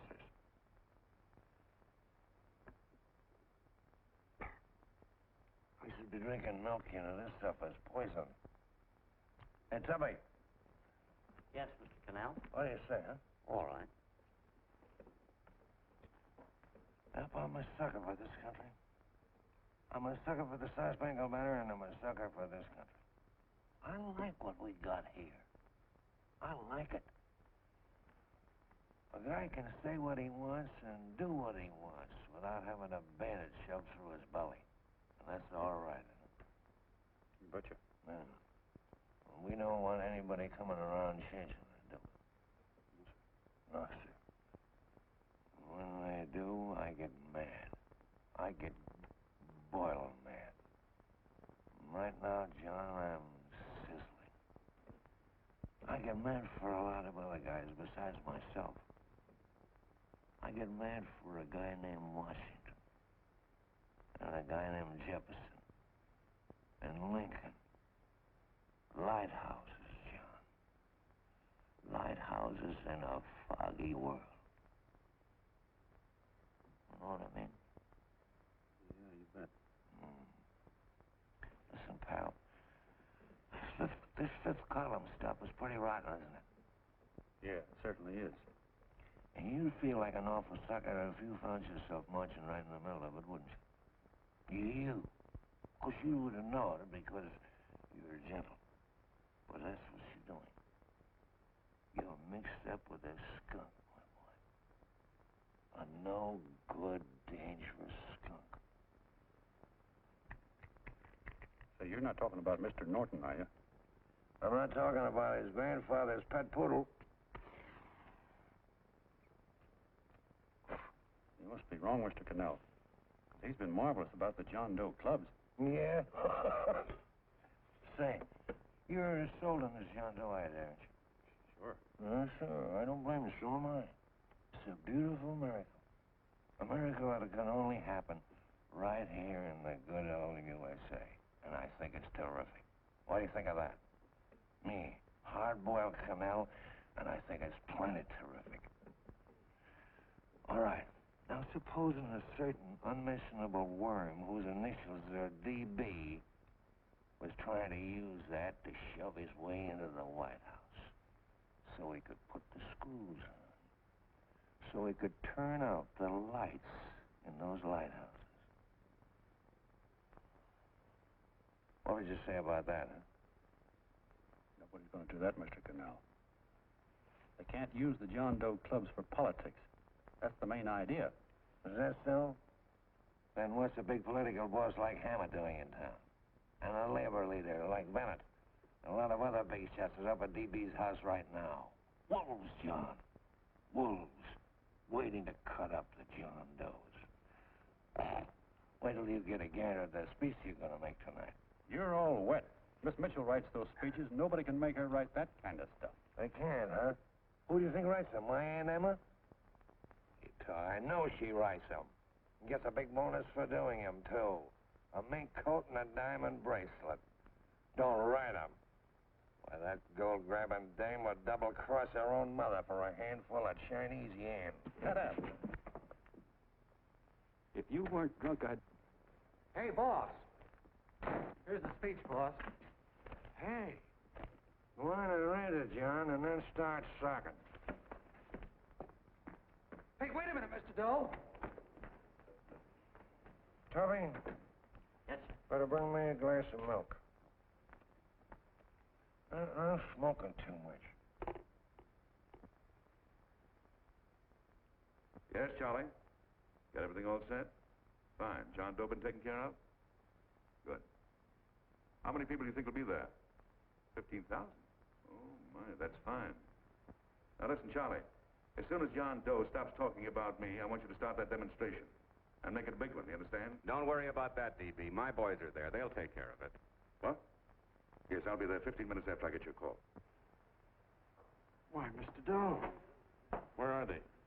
In the dining room.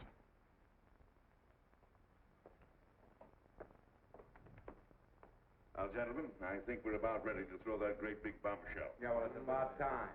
Even a conservative estimate shows that we can count on anywhere between 10 and 20 million John Doe votes. Now, add to that the labor vote that Mr. Bennett will throw in, and the votes controlled by Mr. Hammett and the rest of you gentlemen in your own territories, and nothing can stop us. As I said before, I'm with you, providing you can guarantee the John Doe vote. Don't worry about that. You can count on me on one condition. Little Bennett's got to be taken care of. Didn't I tell you that everybody in this room would be taken care of? My agreement with you gentlemen stands. I'm with you, D.B., but I still think it's a very daring thing we're attempting. These are daring times, Mr. Barrington. We're coming to a new order of things. There's too much talk been going on in this country. Too many concessions have been made. What the American people need is an iron hand. You're right. That's true. You're quite right, D.B. Discipline. Right. And now, may I offer a little toast to Miss Ann Mitchell, the brilliant and beautiful lady who is responsible for all this. Mr. Norton, I'd like to talk to you alone for a minute. Miss Mitchell has something to say to us.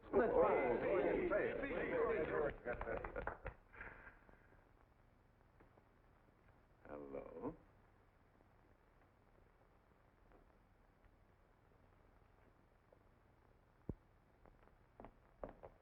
John, I'm so glad to see you. I was terribly worried. Did you write this? Yes, I did, John, but I had no idea what was going on. You didn't? No. That's a swell bracelet you're wearing. John, why aren't you at the convention?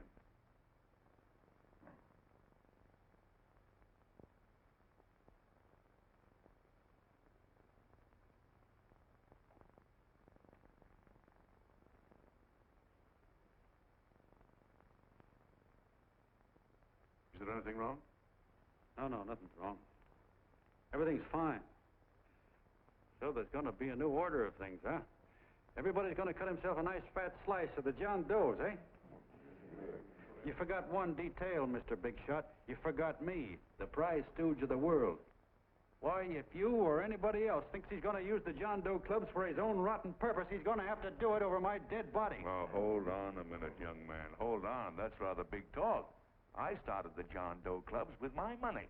And I'll decide whether or not they're being properly used. No, you won't. You're through deciding anything. And what's more, I'm going down to that convention, and I'm going to tell those people exactly what you and all your fine feathered friends here are trying to cook up for them. And I'm going to say it in my own words this time. Stop it, baby. You ruined us, D.B. Wait a minute, fella. My uncle wants to talk to you. Listen to me, my son. Before you lose your head completely, may I remind you that I picked you up out of the gutter and I can throw you right back there again? You've got a nerve accusing people of things. These gentlemen and I know what's best for the John Does of America, regardless of what tramps like you think. Get off that righteous horse of yours and come to your senses. You're the fake. We believe in what we're doing. You're the one that was paid the 30 pieces of silver. Have you forgotten that? Well, I haven't. You're a fake John Doe, and I can prove it. You're the big hero that's supposed to jump off tall buildings and things. Do you remember? What do you suppose your precious John Does will say when they find out that you never had any intention of doing it, that you were being paid to say so? You're lucky they didn't run you out of the country. With the newspapers and the radio stations that these gentlemen control, we can kill the John Doe movement deader than a doornail. We'll do it, too, the moment you step out of line. Now, if you still want to go to that convention and shoot your trap off, you go ahead and do it.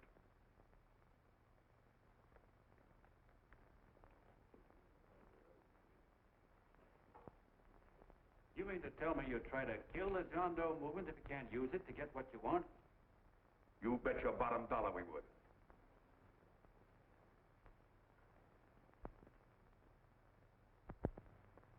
Well, that certainly is a new low.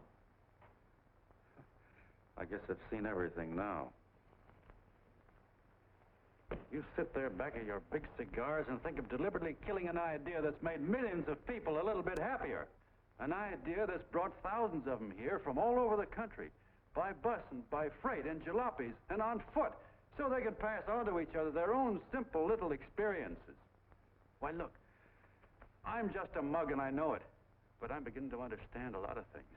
Why, your type's as old as history. If you can't lay your dirty fingers on a decent idea and twist it and squeeze it and stuff it into your own pocket, you slap it down.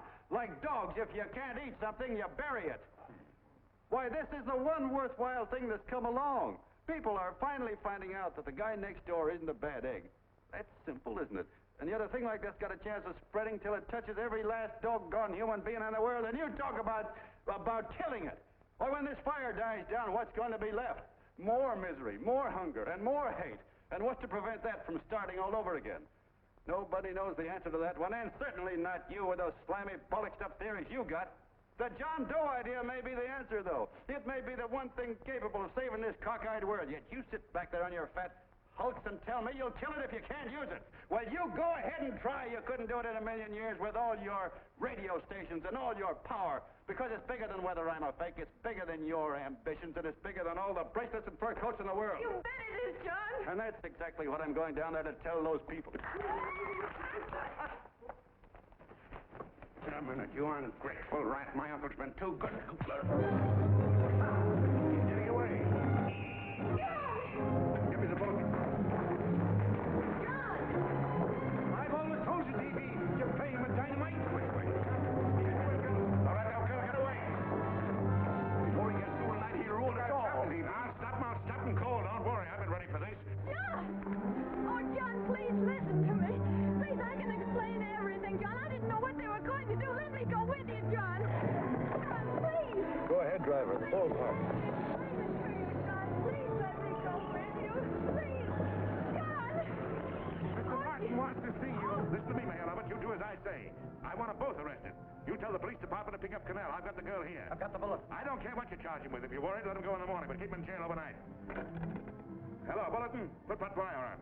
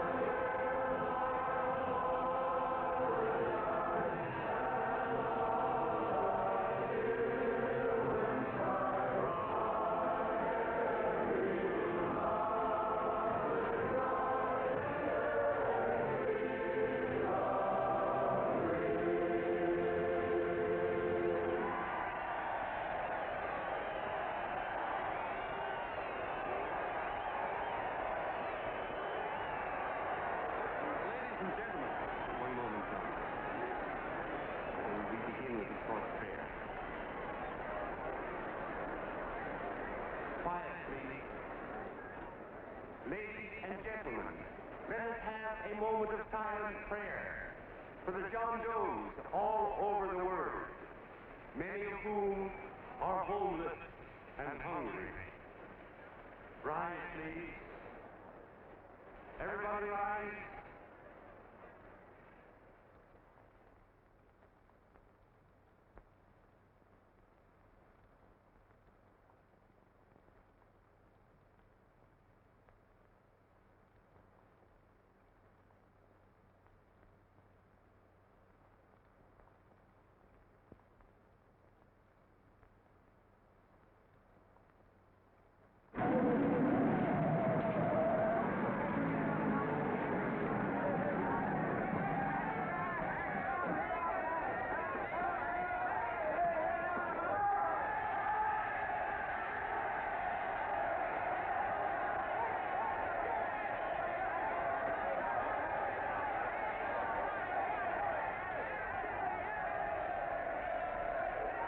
Newsboys. Hundreds of yelling newsboys are swarming into the park like locusts. They're yelling John Doe's a fake.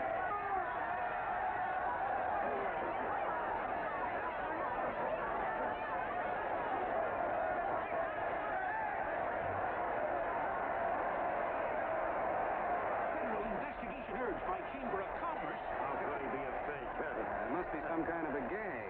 A what? A gag. A gag.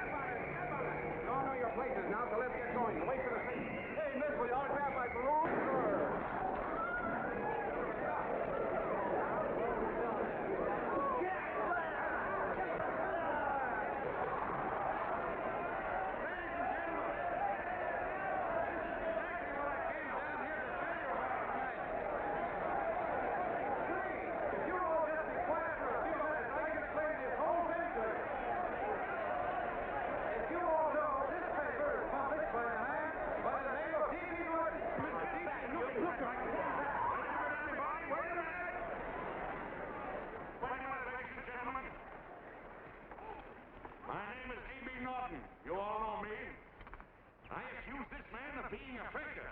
We've been taken for a lot of suckers, and I'm the biggest of the lot.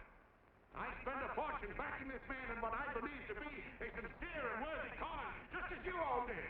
And now I find out it's nothing but a cheap racket cooked up by him and two of my employees for the sole purpose of collecting dues from John Doe's all over the country. That's a lie. It's not a lie. Nickels and dimes to stuff into their own pockets. You can read all about it in the newspapers there.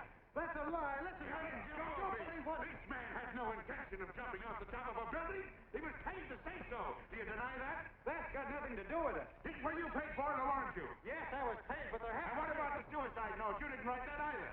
What difference Did you write it or didn't you? No, I didn't write it. Now, you bet your life you didn't. You look in your papers, ladies and gentlemen, and you'll find Miss Mitchell's fine confession that she was the one who wrote it. Listen, folks, it's a fact that I didn't write the letter. There you see, he admits that you're a fake John Doe. For what you have done to all these good people, they ought to run you out of the country. And I hope they do it.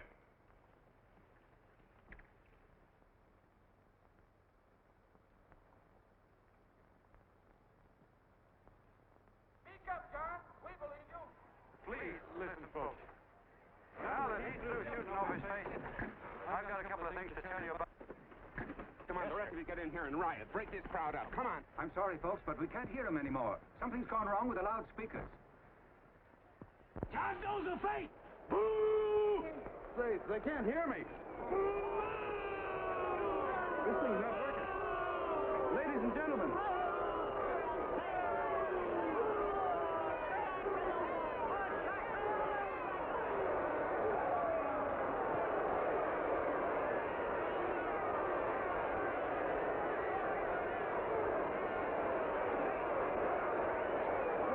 This thing's bigger than whether I'm a fake. Look, Crick, you believe me, don't you? Sure. I believe you. Walking my legs off, digging up 5,000 signatures for a phony. Well, there you are, Mr. Doe. 5,000 names asking you not to jump off any roof. It makes no difference, Bert. The idea's still good. We don't have to give up our club. Yeah, well, you can have it. They're starting to throw things. Somebody's going to get hurt. I'm afraid it'll be John Doe. Listen to that mob. I'm gonna go to him. All right, lady. Hey, let go. Let me go. I want to go to him. Oh, please. Please let me go. They're crucifying him. I can help him. Sorry, sister, we got orders to hold. Oh, it's from who? Can't you see it's a framer? And oh, why do they won't let me go? They won't let me go. Listen, folks. You gotta listen to me, everybody. Back to the jungle, you hobo! Just another racket. Stick to your club. We've been fed baloney so long, we're getting used to it.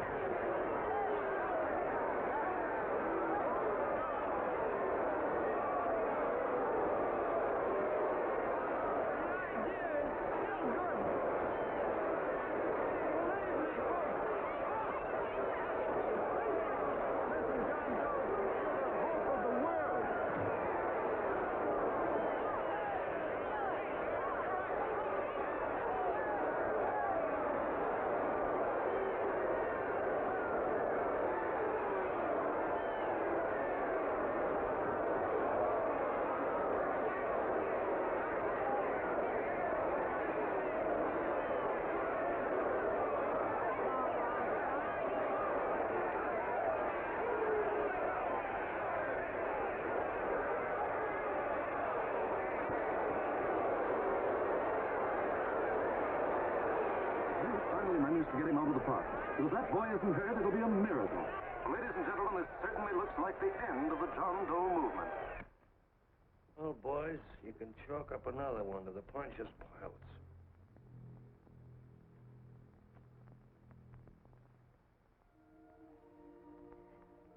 I should have been there. I could have helped him. He was so all alone. A lot of us are going to be mighty ashamed of ourselves after tonight. We certainly didn't give that man much of a chance.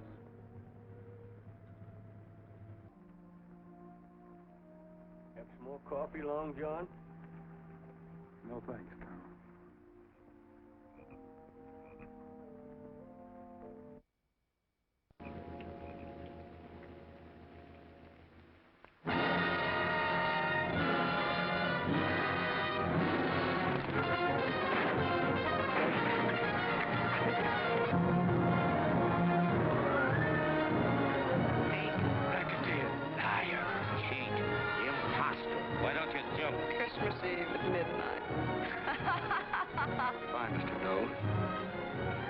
You're a wonderful man.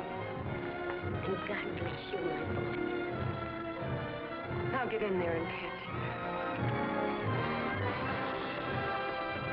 You're a fake John Doe, and I can prove it. You're the big hero who's supposed to jump off tall buildings and things. You remember? What do you suppose your precious John Does will say when they find out that you never had any intention of doing it, that you were being paid to say so? Christmas Eve at midnight.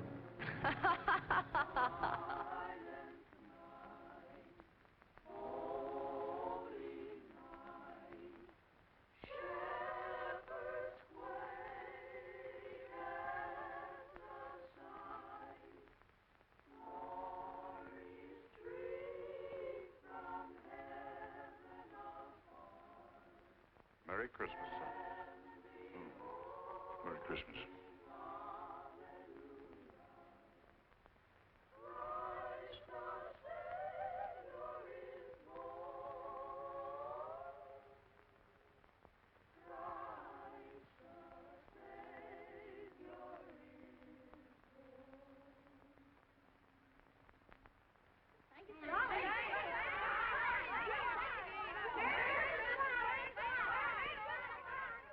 Who? John Doe. Is that screwball still around? Dame's been calling all day. Sure, I know. Yeah, at midnight, huh? Okay, lady. We'll have the place surrounded with nets. They're laughing at me.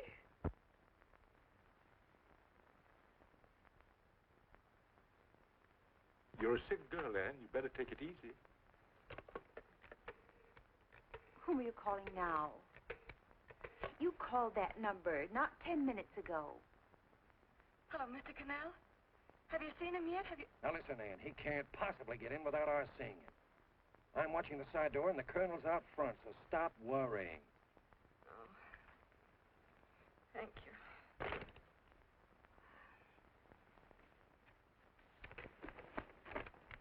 What, Ann? Ann, don't be foolish. If this isn't the craziest, the battiest, the looniest wild goose chase I ever heard of. Shut up, Bert. Sourpuss is right. Yeah, well, if he is, I'm a banana split. That man is going to be on that roof. Don't ask me how I know. I just know, and you know it as well as I do. Sure. I'd like to believe in fairy tales, but a guy that's a fake isn't going to jump off any roof. I don't think he was any fake, not with that face. And anyway, what he stood for wasn't a fake. Okay, honey, okay.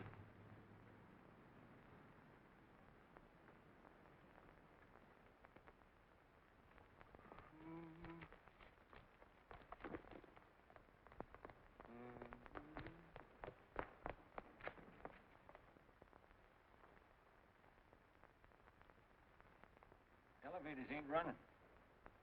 Colonel, You shouldn't get out of bed, miss. has he been here? No. Have you seen him? I ain't seen him for a week. Where's Canal? He's watching near the door. Oh, gee, you're swell.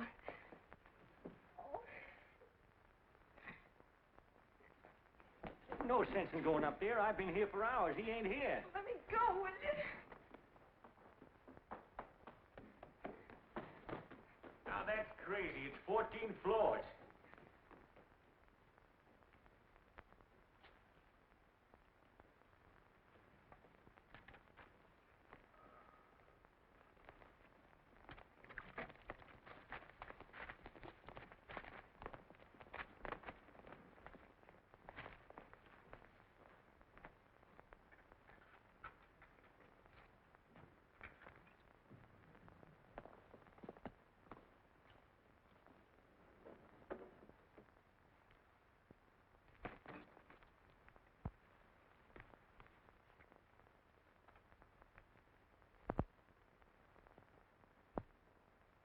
As far as the elevator goes, we got to walk up to the tower.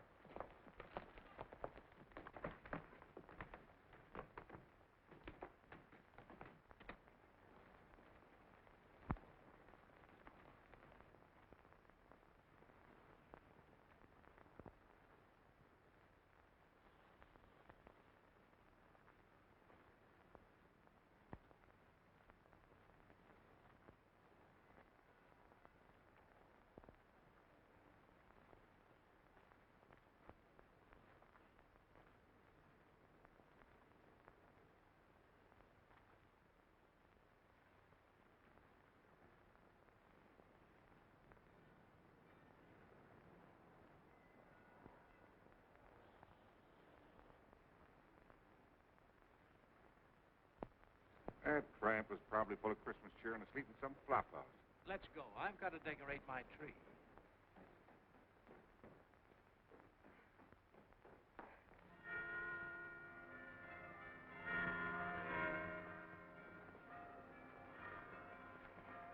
Well, I give up. I don't know what gave us the idea that we'd attempt anything like this. I guess you're right. I'm afraid the joke's on us. Let's go. I hope nobody finds out we've been here.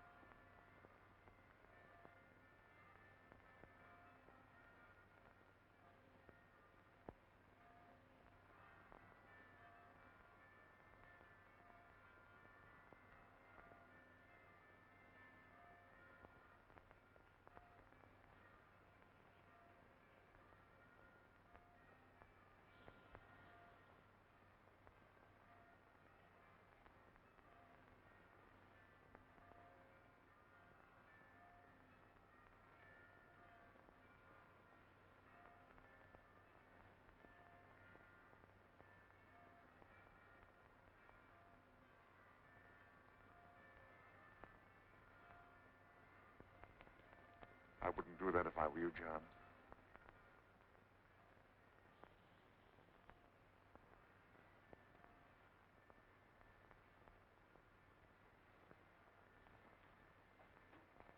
It'll do you no good. The mayor has policemen downstairs with instructions to remove all marks of identification you may have on your person. You will be buried in Potter's Field, and you will have accomplished nothing.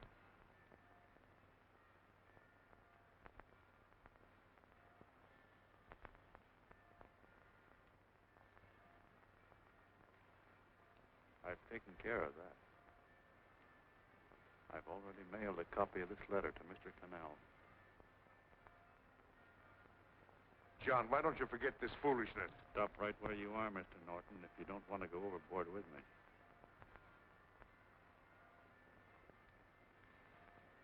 I'm glad you gentlemen are here. You killed the John Doe movement, all right. But you're going to see it born all over again.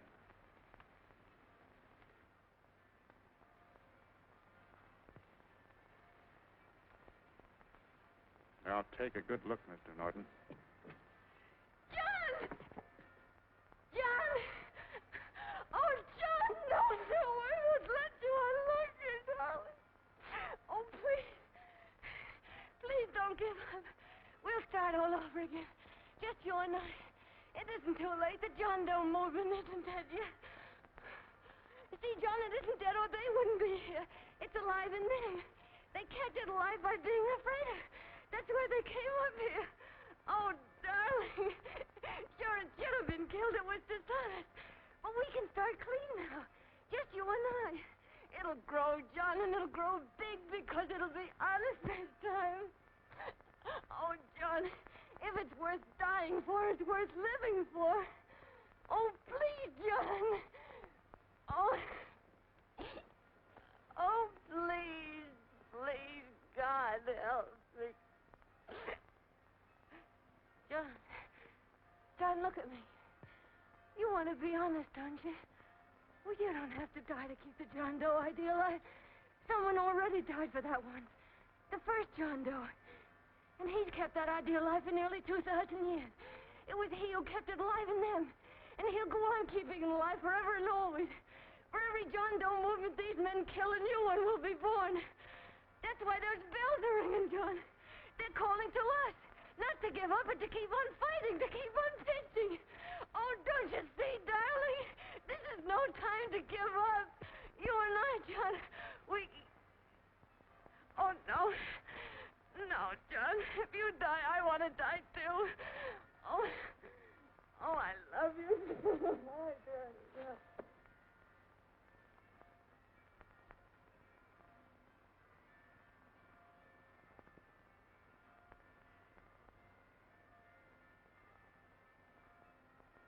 Mr. Doe, you don't have to. We're with you, Mr. Doe. We just lost our heads and acted like a mob. What Bert's trying to say is that we need you, Mr. Doe. There were a lot of us that didn't believe what that man said. We were going to start up our John Doe Club again, whether we saw you or not. Weren't we, Bert? And there were a lot of others that were going to do the same thing. Well, Mr. Sourpuss even got a letter from his cousin in Toledo. I got it right here, Mr. Doe. Only it'd be a lot easier with you. Please. Please come with us, Mr. Doe.